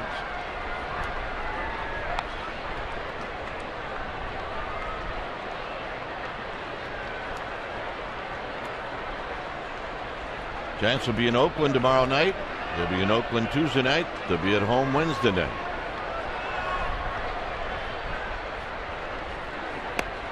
The beauty of where we're at locally is it's a road game and you sleep in your own bed. Yeah, that's a rare thing.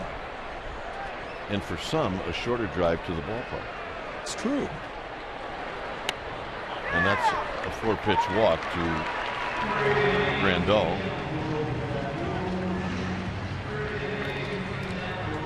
And I don't mind the drive.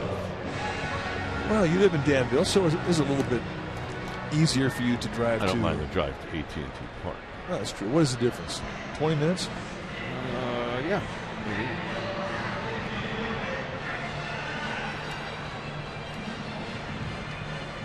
For me, it's a big difference. I'll pick you up. Add about 2 hours to my trip, but I don't have any problem. Don't tempt me, partner. Giants and the A's, the Bay Bridge Series. Tomorrow night will be on NBC Bay Area and the Giants Television Network. And then Tuesday, pregame live will start at 6:30. That game will be on Comcast Sportsnet Bay Area at 7. I'll be doing that game with Randy Wynn. Mike has got a family issue to take care of.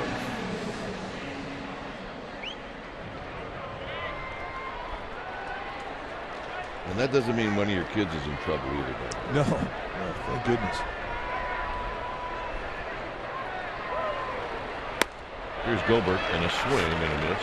Well, if that was the message from Dave Righetti to go out there and throw a great changeup, it worked. Gilbert sitting in the fastball mode. I mean, there was at one point in time that he thought he was going to get anything but a fastball there, and he missed that changeup by 4 feet.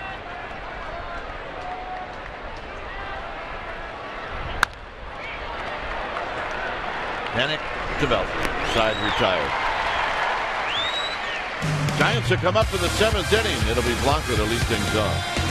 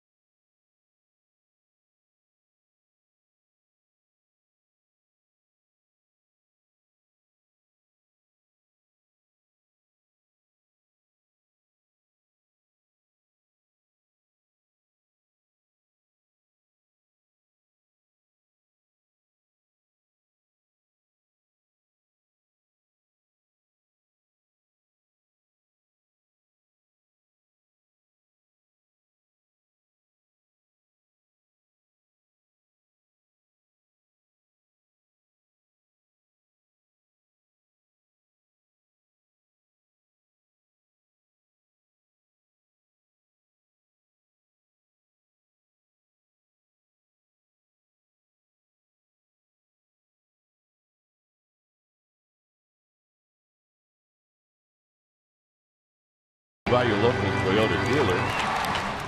Hahn and Lincecum, good pitching matchup, and Lincecum is out pitching Jesse Hahn. Hahn has allowed 3 runs, a walk, 4 strikeouts. Lincecum, you see, got a 23 inning scoreless streak. Pence has been good, so's Banning. Lincecum with 99 pitches, 58 strikes. Laying out a string of zeros. 23 consecutive scoreless innings now for Lincecum. Here's Blanco looking for his first hit. He saw a whole bunch of breaking balls in the 4th inning.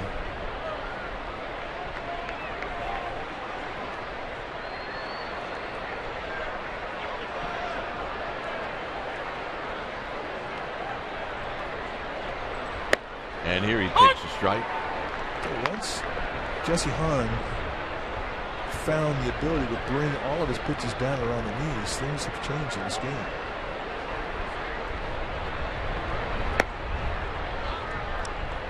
Good looking young arm. It's his 5th start. Dallas took advantage of the height problem he had with all his pitches early in the game. This is hit into center field. A pretty good ride, but to Norfield puts it away. And here's Crawford.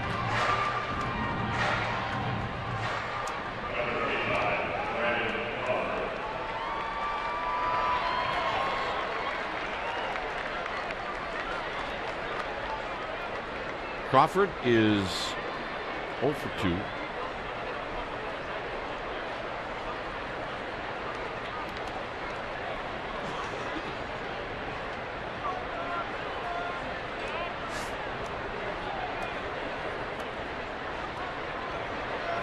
And he swings and misses. No balls and 1 strike. It's a changeup that really we haven't seen a lot of. For the most part, especially the pitcher we've seen away from the fastball has been the curveball, but he's got a slider, and that changeup is a good one. He's going to figure things out quickly. The last base runner for the Giants was a base hit by Michael Morris to knock in a run in the third. So that's how good Hahn has been.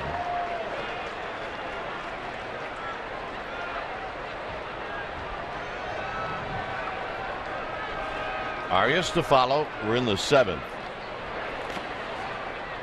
1-2.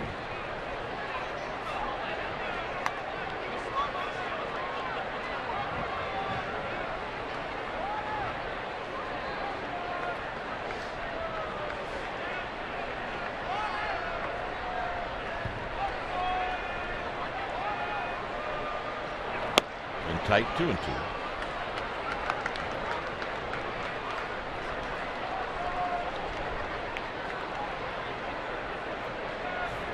$28,065 here today.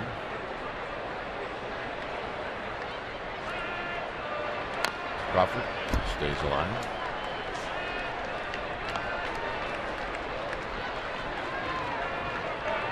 Giants fans have taken over the gas lamp district. They've been here since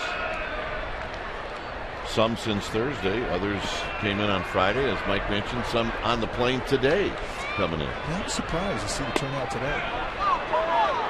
Occasionally, a lot of conversations with Giants fans coming here on the plane. And they were pumped up, and they were going to go right back home tonight.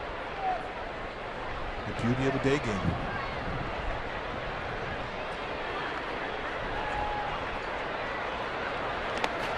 And I was waiting for that 3-2 hook.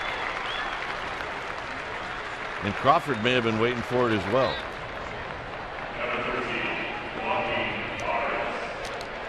Remember, I mentioned about Morris being the last base runner, and that happened in the third. Jesse Hahn retired 11 straight Giants. And just that was about the time that he started to get things down in the strike zone.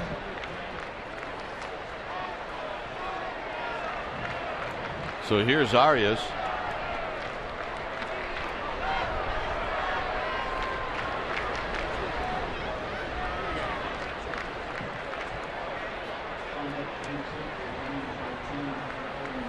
Tyler Colvin is now in the on-deck circle.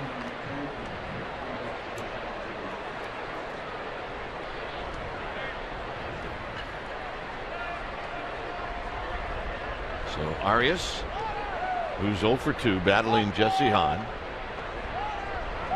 And it's down low.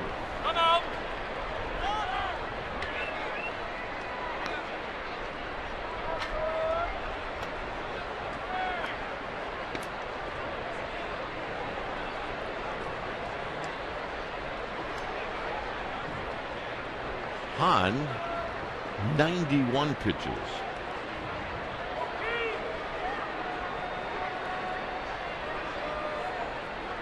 Arias on a breaking ball hits it foul.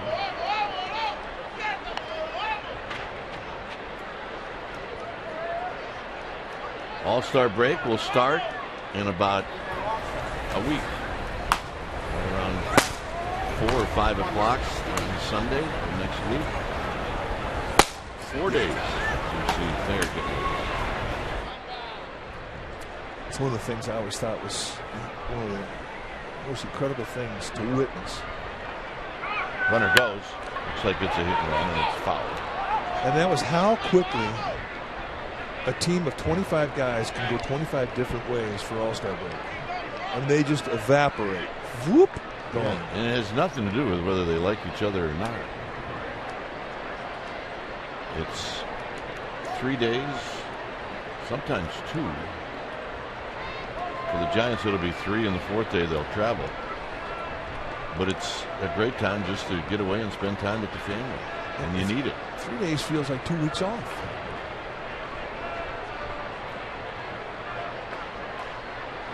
Outside to Arias, 2-2. Yeah.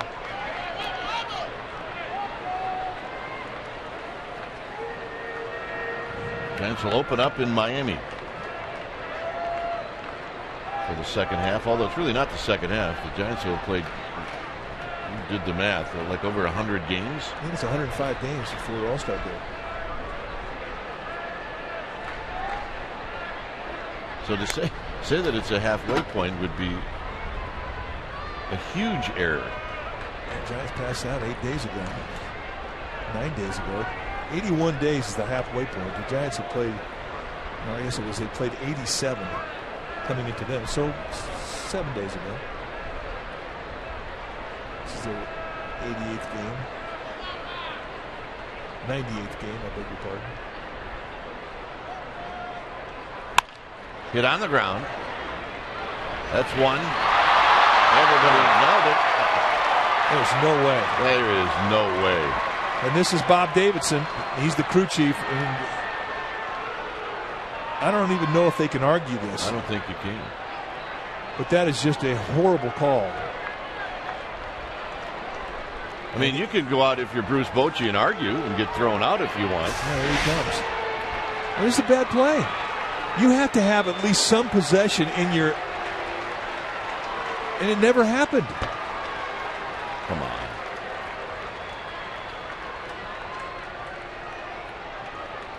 There was an issue early in the year, if you remember, about this play. And guess what?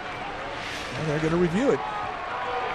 And the reason that they had a problem was that they forced guys to hang in there and make a play, and they thought they were exposing middle infielders to injury.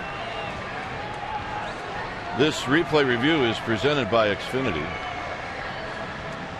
And they felt that by forcing guys to... And when they started looking at the replays, it looked like it always was a possession. They're forcing guys to hold it too long. So they debated, they changed the rule, and basically they said if it's a possession play, you have to lighten up a little bit. Well, they have. But I think this is too much. We never had it. Never.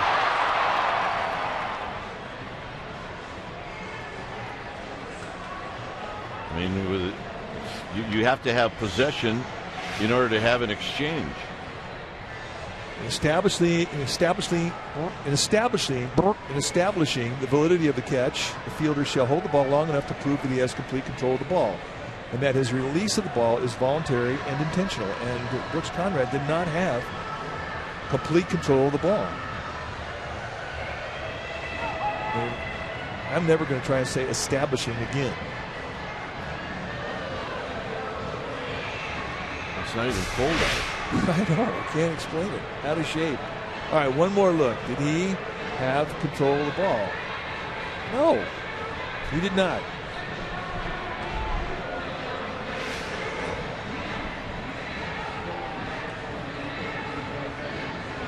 Yeah, we used to have a rule. It was 50 degrees or below at Candlestick, and we would mess a name up like Rimlinger or Slusarski.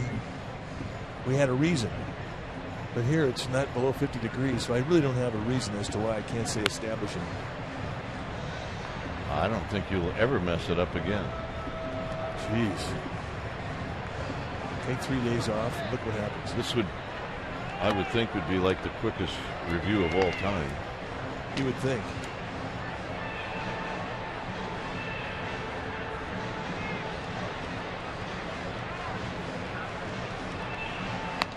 Meanwhile, Jesse Hahn is now at 140 pitches. Although it's kind of tough just to stand there, right? Well, you got to keep moving. Yes. I mean, more that you've thrown 95 pitches, and you would stiffen up if you didn't keep things going. Bob Davidson just deked everybody, fake like he was taking the headset. That's a balk. The balk and Bob, that is a balk. That's an umpire's balk. There's clearly a balk on Bob Davidson.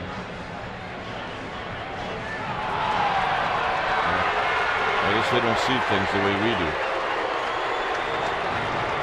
That's unbelievable. That is unbelievable. You know, the one thing they haven't done yet, they haven't revealed who the umpiring crew is in New York that is responsible on it given 3 days, because they rotate the umpires through. They all get a chance to do it. They missed that one. It was their perfect game. Here's Lincecum. Lincecum has bounced back to Hahn twice.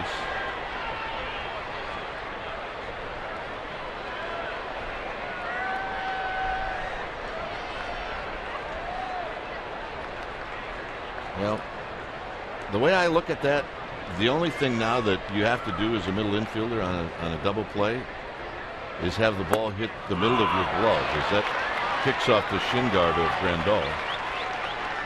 If you let it hit your glove, you got control of it. Full. According to that ruling.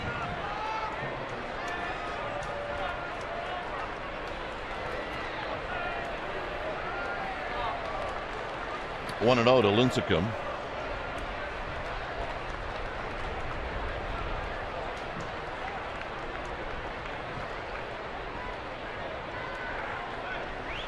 Wide to Lincecum. It's 2-0.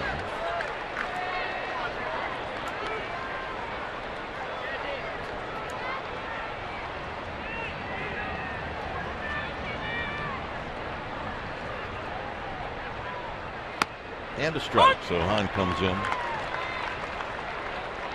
on pitch number 98 for a strike. He's got pretty good speed with Arias at second base. Lincecum did get one to the outfield. Because they're so shallow, I don't know if they take on anybody but Quinton in left. And left field is the pull side for the left-handed hitting Lincecum. There's a lot of balls that way. This could be the last pitch for Hahn if it's not a strike.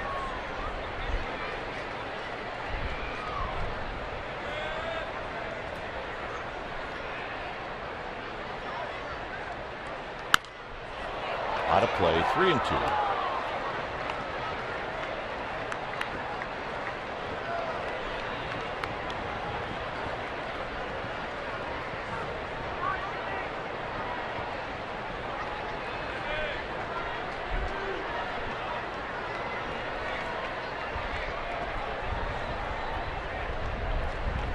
And that'll end the inning.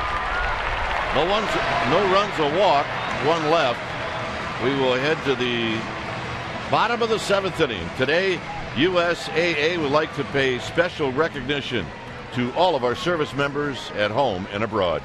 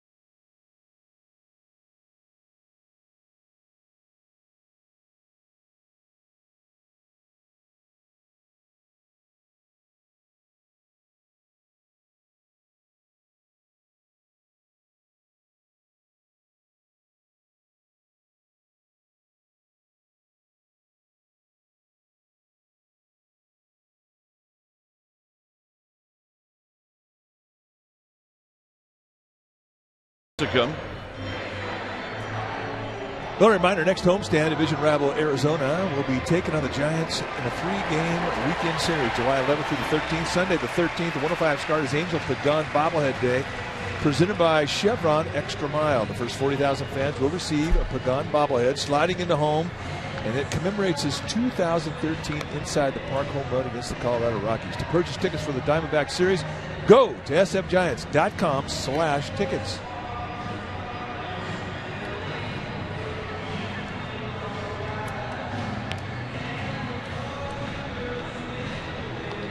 So Tim Lincecum will go out here in the 7th inning.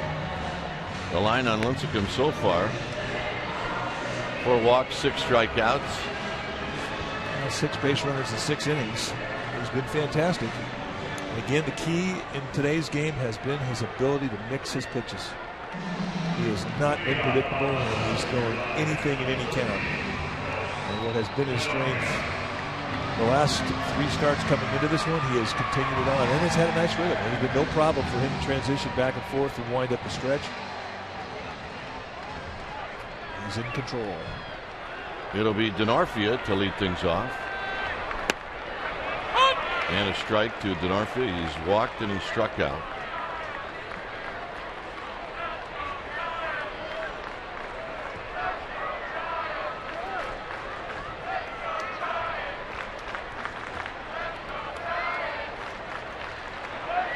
And he bounces this one to Panic.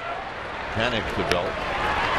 You watch Panic go back and get this thing, and he took a step in the outfield grass, and all of a sudden the cut of the grass becomes part of the play. Is that an issue for an infielder? Well, I think it's more of an issue on a ball that's hit a little lower. If you got a ball that's got a pretty decent hop to it, although that one almost hit the cut of the grass. I mean, I always thought about it. I watch guys now. I don't think Panic thought it was an issue at all, but I just knew it was going to hit the cut of the grass every time. So I either tried to go further back or just get it before the cut. I think he did just fine. But it aggravated me. Well, I don't know if grounds crews used to do it in that generation, but I watched grounds crews go around the league do it every day. They take and they do not let dirt or turfus, which is the granule they put on top of infields, especially back in the Midwest when it's wet. They don't let that gather right around the cut of the grass, because when it does gather, then it will become a lip. And at the end of each game, they'll go back and they'll take a vacuum and they'll just take all that stuff out, just so that you don't get a lip there. And you can see there is no lip. It really is remarkable as to what has happened in the artistry of groundskeeping over the last 30 years. And TV had everything to do with it. To the good. Yep. I mean, the clay mixture that's in the mounds now, the clay mixture that's in home plate. Pence is on his horse, so is Blanco, and this one is gone. A little bit of a breeze now out to right field, and the Padres are on the board. Brooks Conrad, his first home run of the year. Well, he said he had 17 down in El Paso, and here he shows that this ballpark in the daytime has got carry to it. I didn't think this thing had a chance. I thought it kind of got it off the end of the bat, but not so. He gets backspin on it, and he's got power. He's always had power above the belt. And this swing of the bat here will end the consecutive scoreless streak for Lincecum, and the Padres on the board, and that'll be the last pitch that Lincecum's going to throw today. When it's time for a change thing, Speedy Oil Change and Auto Service, your oil change tune-up and smog experts. We'll be back.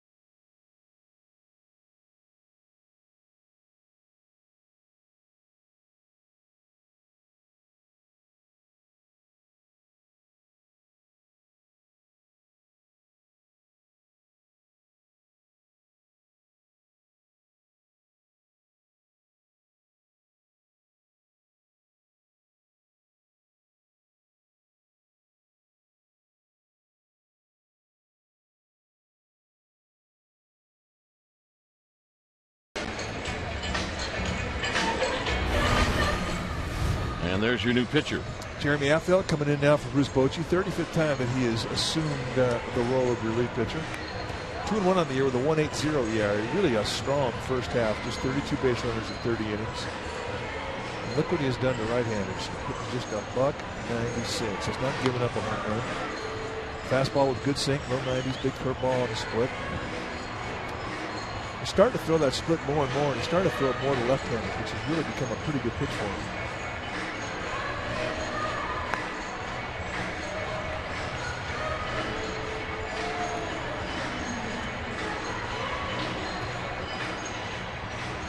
Of course, here the Giants fans rule that area down the left field line and behind the dugout, and they gave him a nice ovation. Well, the Giants talk about it, how wonderful it is to play in this ballpark because you have such incredible Giants support. And that is a great example of it. So Affeldt will face Amarista and then a pinch hitter.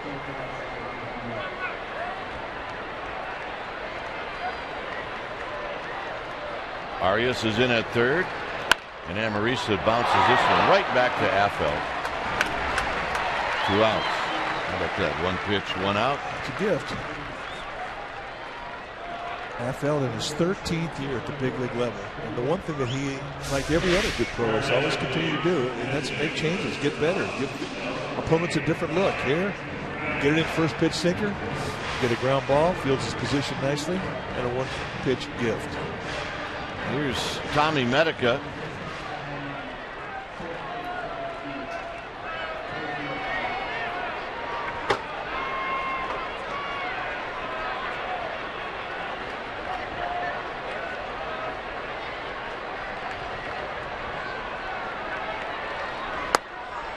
Just to back out what I'm talking about. I mean, Affeldt got to the big leagues. He was a starter. He was a starter. You go hard, big curveball, go get him. Once he got in the pen, it's a little bit different. You have to really be productive with pitches you have. You have to make things happen with what pitches you have. When the Giants first got Affeldt in their bullpen, he was a 2-pitch guy. Fastball, curveball. And he started throwing more 2- and 4-seam fastballs. The 2-seam fastball really became his signature. And then he started toying around with a forkball. And it was a real good strikeout pitch for him to be able to throw it to right-handers. And now he's throwing it to lefties. So all these lefties over the years that are conscious of his big curveball sinker, now they have to think about something else. Now, because Blanco broke back, he's got closing speed to make up for it and in the inning. 8th inning coming up.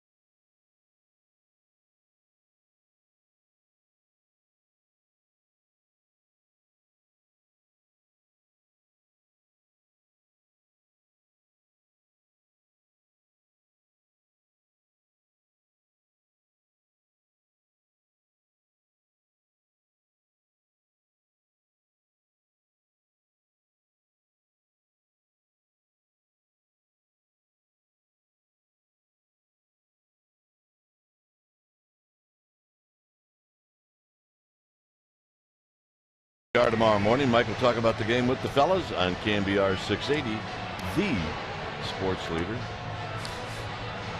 3-1 Giants here in the 8th inning. When it's time for a change, think Speedy Oil Change and Auto Service. Your oil change tune-up and smog experts. The pitcher now for Bud Black's Padres will be the only left-hander in their bullpen. It's Alex Torres. This is what he has done in 37 games. Good, solid first half. One blemish, however.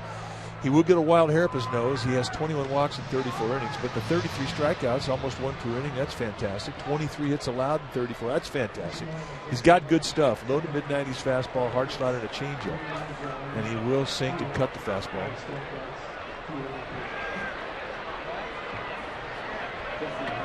Hunter Pence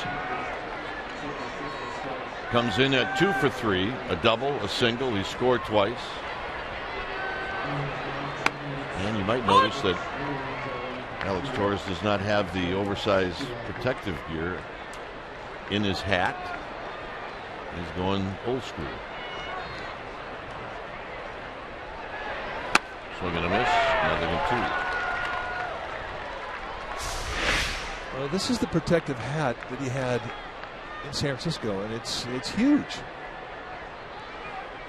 And he was the only guy in the league that was wearing it. It was the one that was approved for players to wear during spring training. On the ground, knocked down by Gobert, and that's no chance with Pence. And Pence will have another infield hit. He collects infield hits. 3-hit day for Hunter Pence. He's excited, man.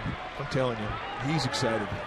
Well, he takes that leadoff spot challenge, and he said, I'm going to run with it. And look at him run. I mean, and that's a big backswing. And he still gets unwound, and he has enough speed to go down there and beat the play first. She has pure hustle. What an athlete. And we say it just about every day, and it's not enough to applaud how hard this guy plays.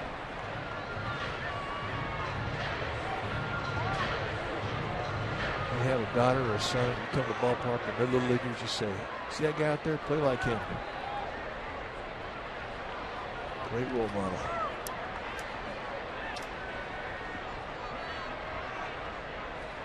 Panic is 1 for 3. He may be asked to bunt here. Well, you're right. I mean, Bruce Bochy would love to get that run back. Plus, if you're a pitcher, the guy at second, the umpire, you got to be careful. Bob Davidson, the crew chief, nicknamed Bach and Bob. You absolutely have to be careful. He looks for him. He sees them when they're not even there. He dreams about them. He does. He's Bach and Bob.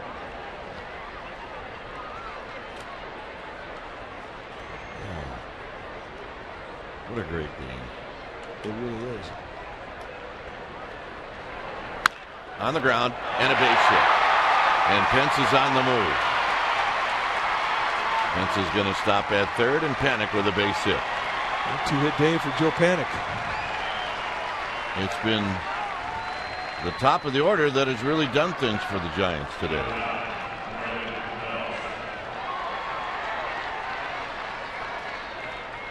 Well, they have definitely set the table for this inning.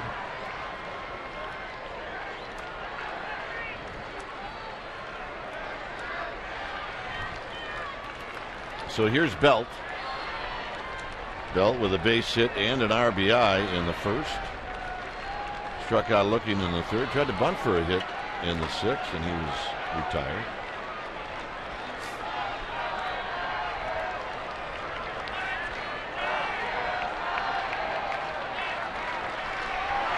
And Belt ropes one to right, and it's going to be caught by Smith. And coming in to score is Hunter Pence. And it's 4-1. Nice at bat, Brendan Belt. Oh, he almost got over the head of Seth Smith. That was a bullet. And indeed, it was a nice at bat. Yeah, he's digging it. That'll get a fist pump. There's Bud Black. So Torres comes in. He gives up a run. Bud Black's going to get the baseball. So we'll have a new pitcher. When we come back, the Giants will have a runner at first with 1 out. They lead 4-1.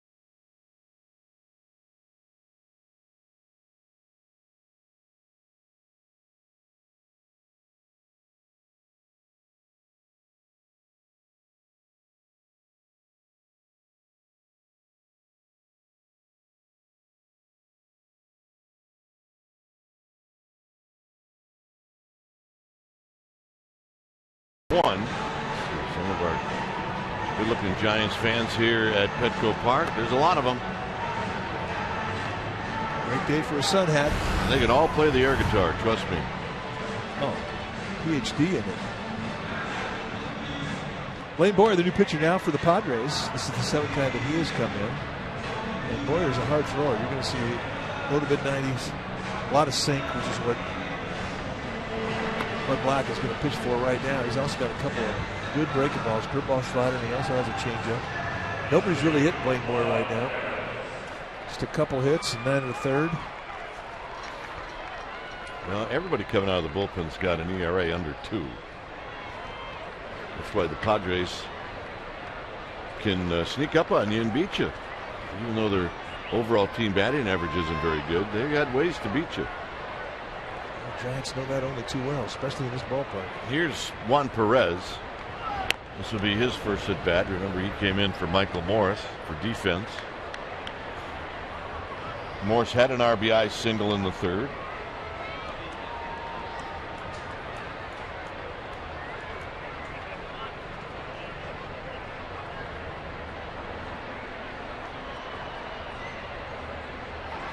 And a strike, and it's 0-1.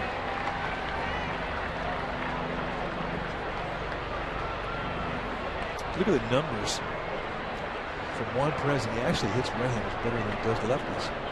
But when you're a bench guy and you're right-handed, most of your bats are going to be against left-handers. Well, here he gets to face a righty.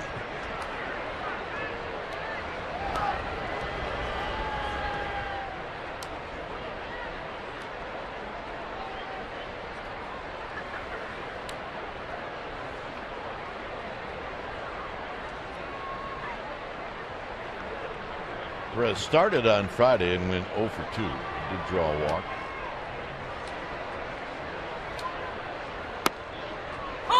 And a quick 0-2. I think Perez thought that ball was a little bit high.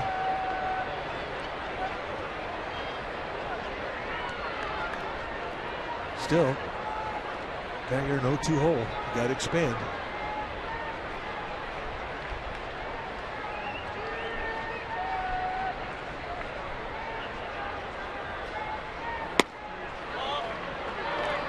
And that was about 2 inches from a rough at bat. That's right. Trying to wrap around a little two-seam fastball on the outside corner, and he didn't miss by much.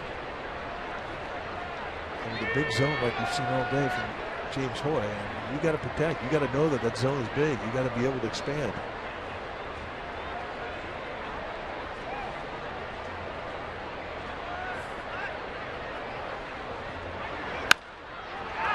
Little pop-up, and that's going to be out of play down the right field line.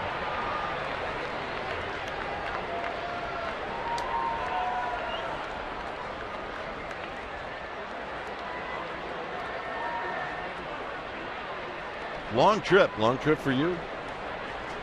No, this was not a long trip for me. I got to be honest. Flew down this morning, flying back tonight. Did you like the hotel here? Did not set one foot into it. How many road trips have you taken where you didn't spend the night? I can't remember another one. Other than Oakland. Other than the White Sox. Foul off the end of the bat. Yeah, when I was with the Cubs and Phillies used to come into Los Angeles, and I always stayed with my mom and dad. I didn't even know what hotel the Cubs or the Phillies stayed at when I was coming to LA. I can drive you right to it right now. It's called the Hyatt downtown. 1-2.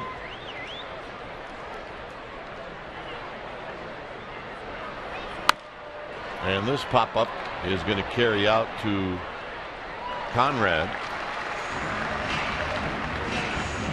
Remember the Hyatt across the street was Hank Greenwald's favorite bookstore. Which one? Oh, I don't remember the name of it. But Hank would spend his bookstore along with, pens and pencils. And if you didn't know where to find Hank in L.A., just go over to the bookstore.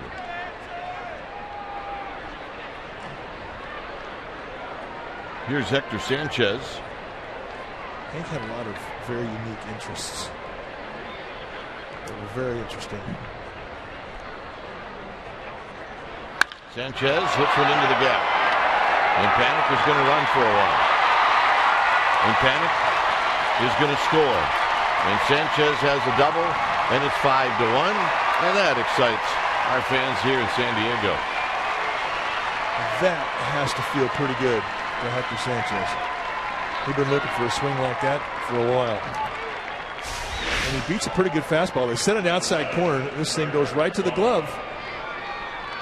And Hector Sanchez just pulls the trigger and finds a gap in right center. And with 2 outs, Joe Panic not waiting around. He was off at the get-go and an easy stand-up score. In this ballpark, they've got 2 triples alleys.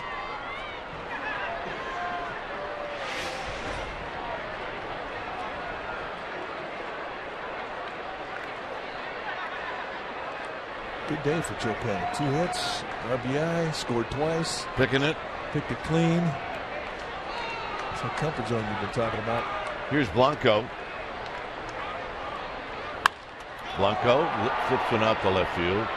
Quentin now puts on a little bit more speed to put it away, and that'll end the inning. Giants with 3 hits in the 8th and 2 runs. It's 5-1.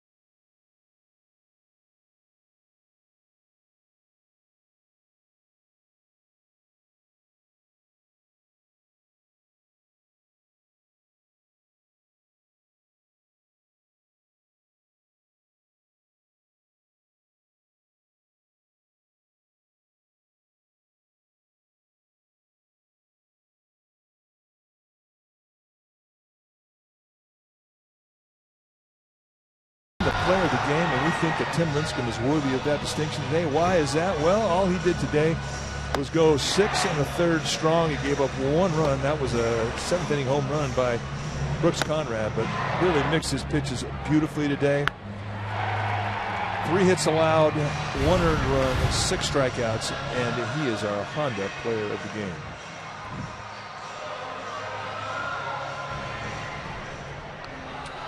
So Affeldt, who got the last 2 outs in the 7th inning, will face Seth Smith. Giants have, as they check out the binoculars, Sergio Romo in the bullpen.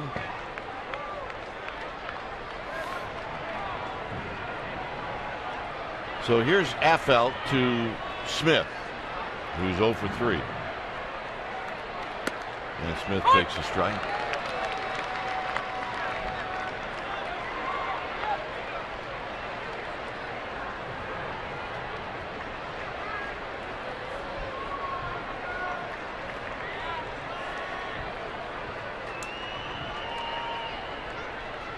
Low, 1 ball and 1 strike.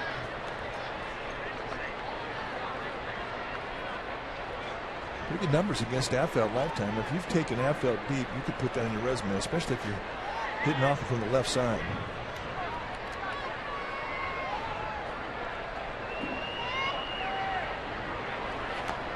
There's a big curveball, and Smith cannot lay off. It's 1 and 2.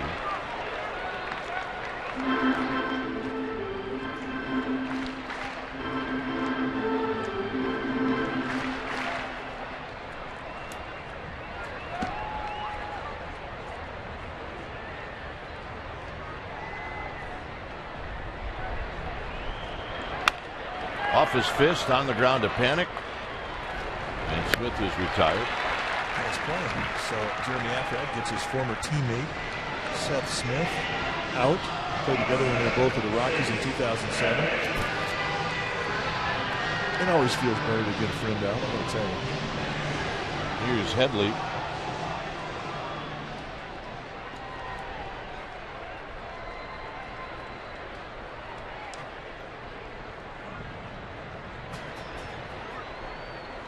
Headley 1 for 3.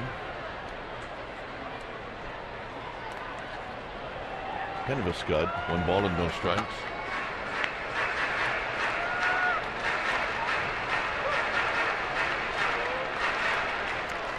He's got to mix in 1 once in a while, just so he stays true to the scouting report, just to let Hector Sanchez know he's out there. The scud is a pitch that bounces in front of home plate. And I never heard of scuds before until Jeremy Affeldt dropped that on us one night. And he laughed hard.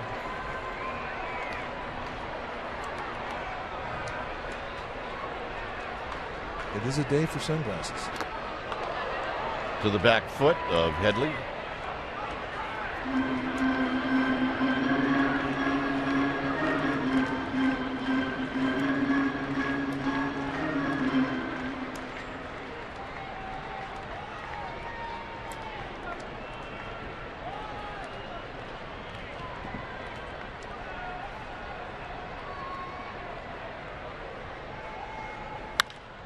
Hit out to right field, Hunter Pence.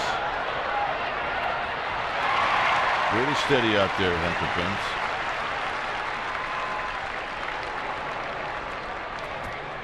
Yeah, it really is. And he plays one of the most difficult home field right fields.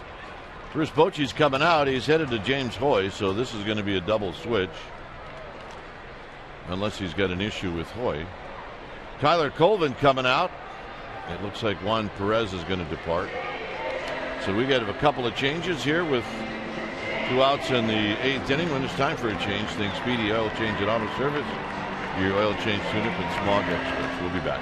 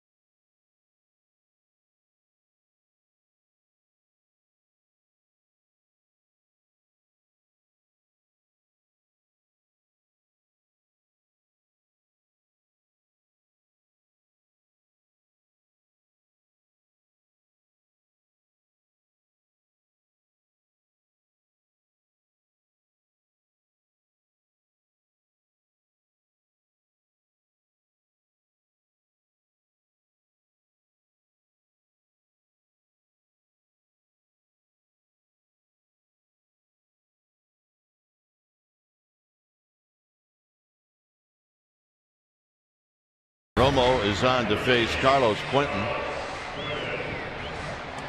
Take a look at the numbers for Romo. 4.3 with a 4.86 ERA. 34 base runners and 33 in the third. That's good. 28 strikeouts is good. It's just a matter of consistency with the slider the Giants are concerned with. It's taking him out of the closer's role for the time being while he sorts out a few mechanical problems. Tyler Colvin stays in the game or comes into the game on a double switch. He will hit the ninth spot, which will be third up in the ninth inning. Pitcher spot is now the fourth spot in the lineup. Romo struck out Quentin in the game yesterday.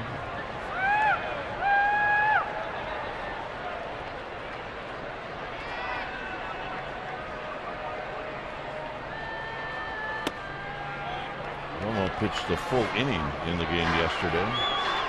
Pitched the ninth inning. Jeremy Aftel did a nice job today. An inning and a third of perfect baseball. So Romo needs to throw a strike right here. He does. It's 2 balls and 1 strike. Not a problem. Right with the slider, nails down the knee-high location away.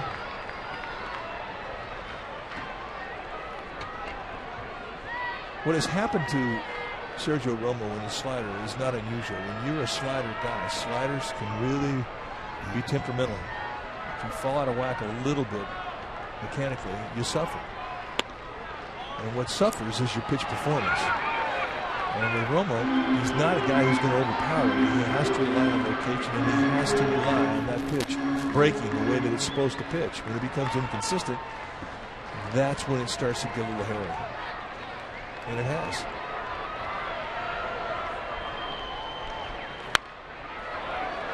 Quentin got a fastball and fouled it back.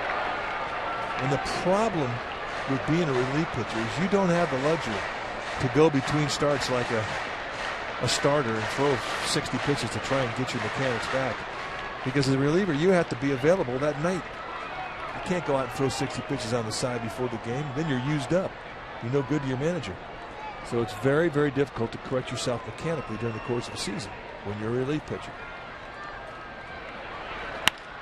Hook down the left field line, foul. Does that work, Clark? Yep. Will came in like you. He came in this morning, taking a game. Yeah, let's go. Thrill. I'm not sure, though. I'm going to have to see the Nuschler face to really believe it.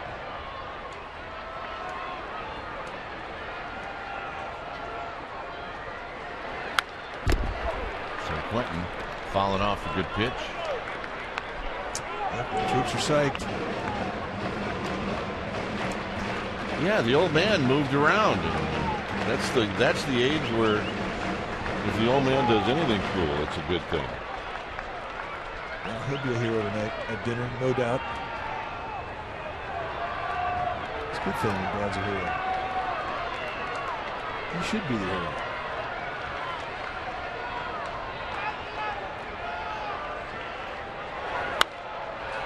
Headed our way.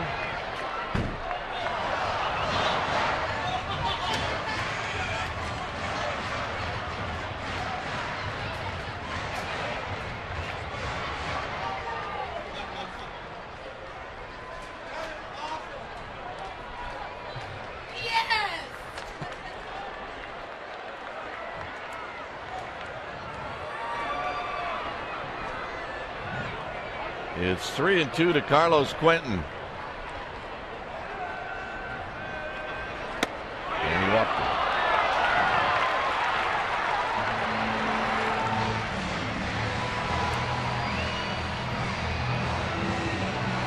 And here's Grandal.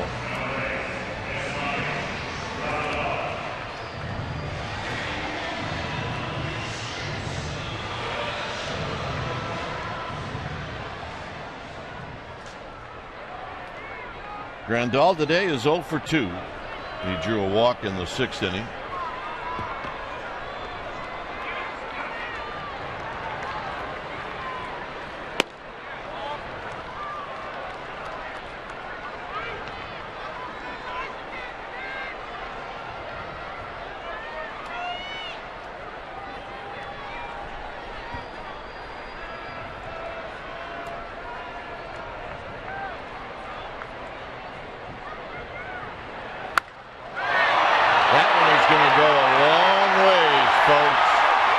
gone. And now it's a bit more interesting. It's 5-3.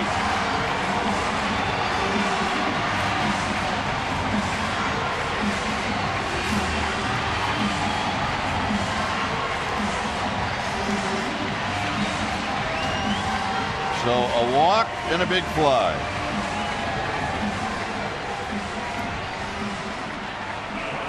And with 2 outs, it's going to be Jake Gobert. And that's just a hanging slider. And there's no other way to describe it. And that was loud contact. It's now 7 home runs in 33 innings for Romo this year. The entire season last year, in 60 1/3, he only gave up 5. And if you're Dave Righetti, you just go out there and try and calm the waters. Because right now, I mean, Romo knows the deal. He doesn't have his normal weapons. He doesn't have the no-dot slider that's got the late break, the hard, quick snap that he can place anywhere he wants. That pitch is not there right now. And what he's got is a slider that is unpredictable. And unpredictable, especially when they hang, they can go a long way. You see Javier Lopez and now Santiago Casilla getting heated up as this game is tightened up. So now it's up to Romo to get the Giants in the dugout by retiring Jake Gobert. And he's not missing by a whole lot. And there it's 1 ball and no strikes. But he's nibbling. And the nibble, especially on first pitch, tells you he's just not confident with what he's throwing.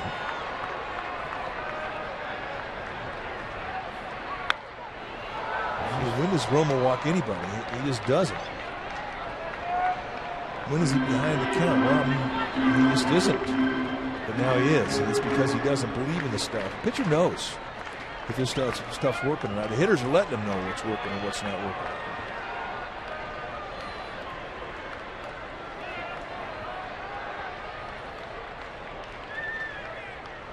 In the dirt, it's 2 balls and 1 strike. And the one thing that is a plus is he's healthy. And he's very athletic. And given enough time, he will be able to work himself through this mechanical slump. But it's painful for him. As hard as he takes it home and as hard as he wears it when he isn't successful, it's a tough time. Backdoor to 2-2. Denorfia is on deck should Gobert reach.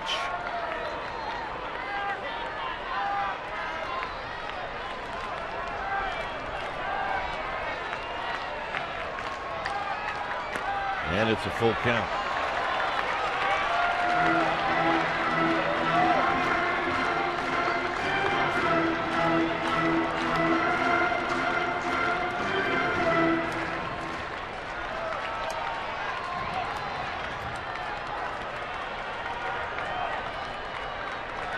Should be something in the strike zone. And it's hit on the ground to Belt. Belt will take it himself, and that'll end the inning. So the Giants will head to the 9th with the lead. Here in San Diego, it's 5-3 San Francisco.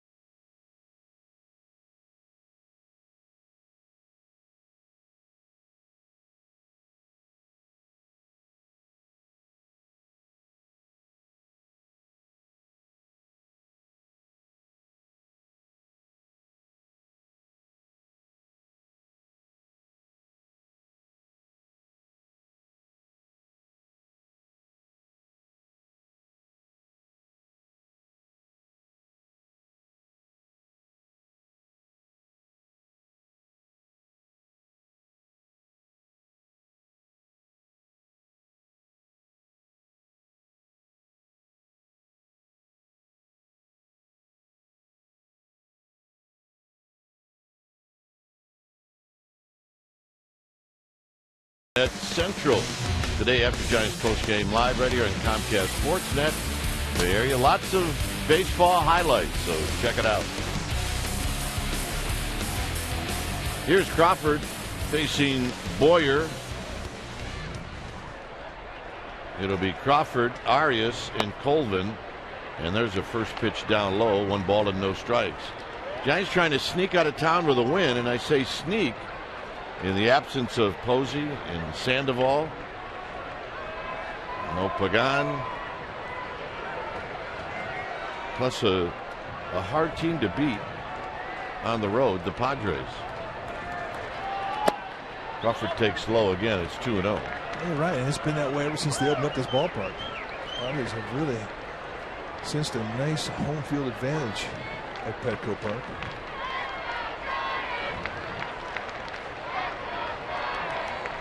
Crawford, see if he gets a pitch here, and he lets it go. It's low and in, 3-0.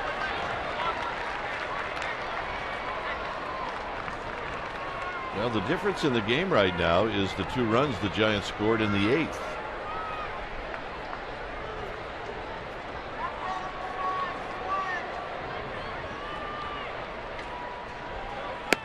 And a strike. It's 3-1.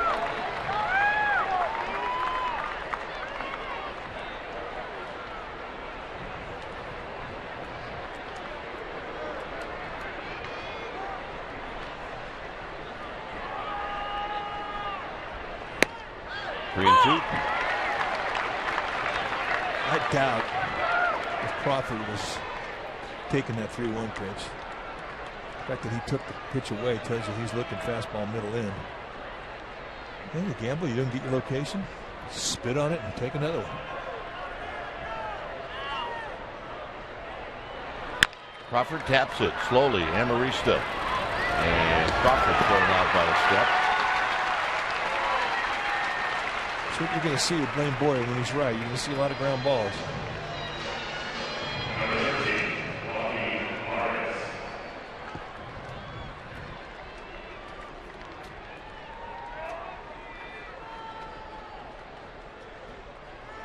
So here's Arias, hitless in 3 at-bats today.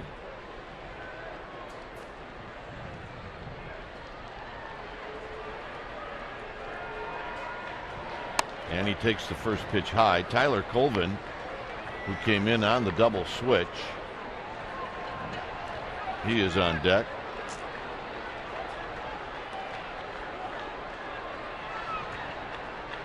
And tight to Arias, 2-0.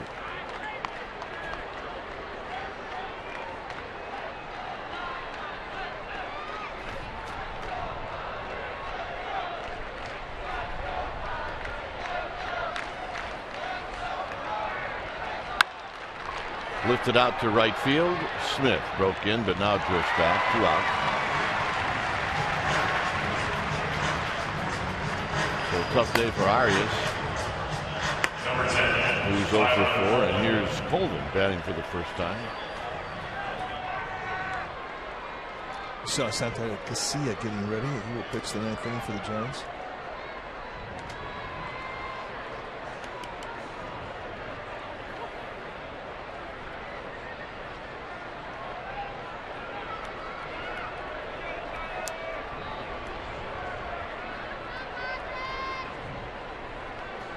Colvin hitting .234, a home run, 16 driven in.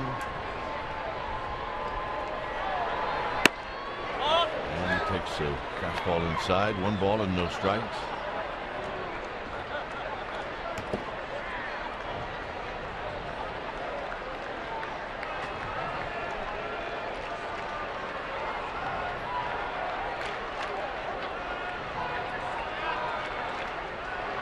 Colvin on the ground to short. This will be Amarista. And that'll end the inning. Casilla coming in. Denorfia to lead things off. 5-3 Giants.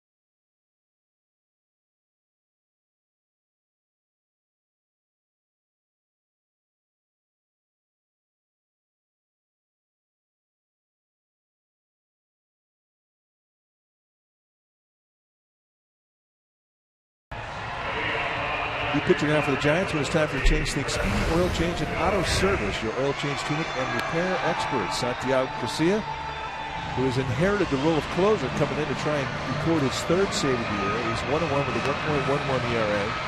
28 base runners allowed, 32 in the third, with 23 strikeouts. And you can see what he's done to right-handers. 143 lefties, hit 222. Everybody total combined hitting $170. He has been fantastic, and the way he does it. Two types of fastball that go low to mid-90s, curveball, slider, changeup. And he's got the confidence to throw them all.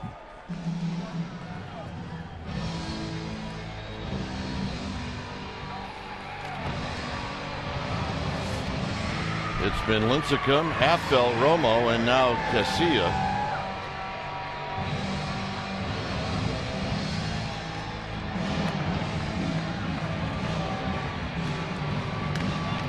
It'll be Denarfia to lead things off. Denarfia lifetime against Casilla is 3 for 11. That's coming into the series.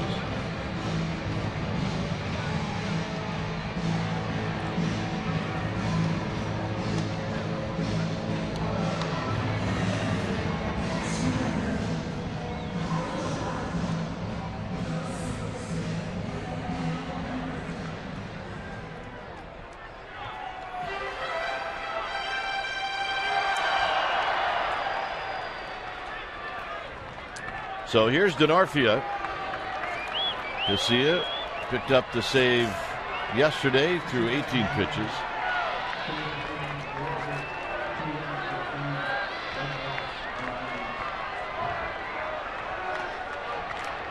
And Casilla's first pitch is not close. 1 ball and no strikes.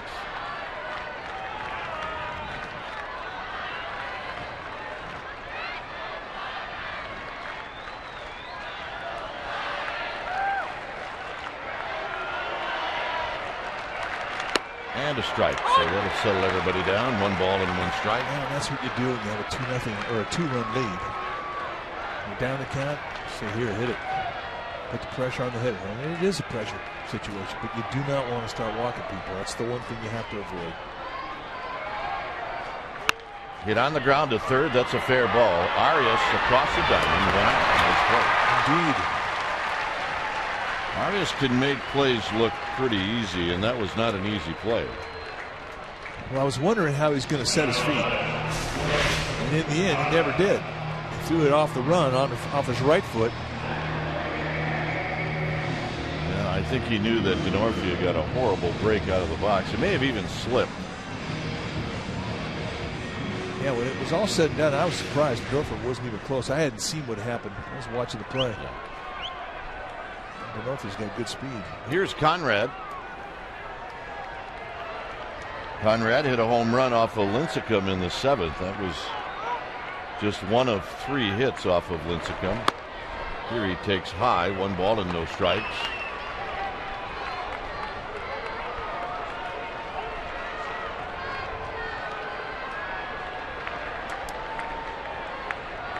Amarista to follow. Casilla gets the sign from Sanchez. And he gets the call to even the count. That's unfair. The 1-0 count. That's 194. You get a little count leverage of 1-0, and you're thinking, all right, fastball, boom, curveball, and it takes away the 1-0 advantage. And that's what we're talking about in regards to Casilla. He will throw all those pitches, and he will throw them in any count. And that's hit out of play. It's 1-2. The other thing, too, we've seen in regards to how he's growing as a pitcher. When we first saw him as a 2-pitch guy. Fastball, slider, and it was one kind of fastball. But he's got a good 4-seam and a good 2-seam fastball. They're 2 different pitches. And he really has learned how to use the 2-seamer, especially against lefties.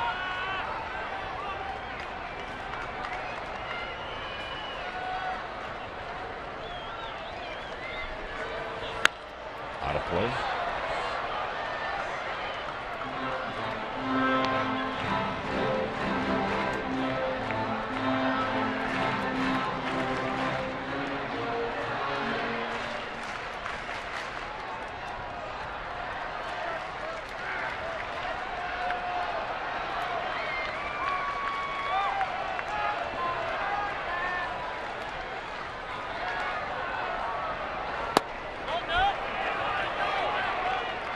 2-2.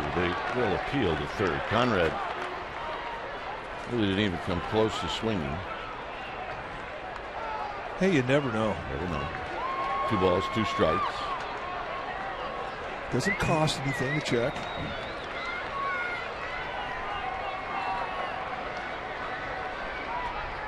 Got him. 2 down in the ninth. So in the end, it was a backdoor breaking ball. He froze him in a 1-0 count, and he freezes him in a 2-2 count. Stay classy, San Francisco. Let's take a look at the payoff pitch. Backdoor breaking ball. See you later. Yep. Hitters give up on that. And that's the beauty of the backdoor breaking ball. Here's Amarista. He's 0 for 3 today. And he lifts this one out to left to Tyler Colvin. And that's the ball game. So after dropping game 1 on Friday night 2-0, the Giants come back and do what they had to do, and that's take the series. And today they did it behind Tim Lincecum. And once again, Tim Lincecum, who's on a nice run right now, has brought a nice rhythm into this game. He controlled all of his pitches, and he got some runs to work with. The Giants played good ball today, especially on defense. 3-0 now against the Padres this year, and 16-6 lifetime. Final score, Giants 5, Padres 3.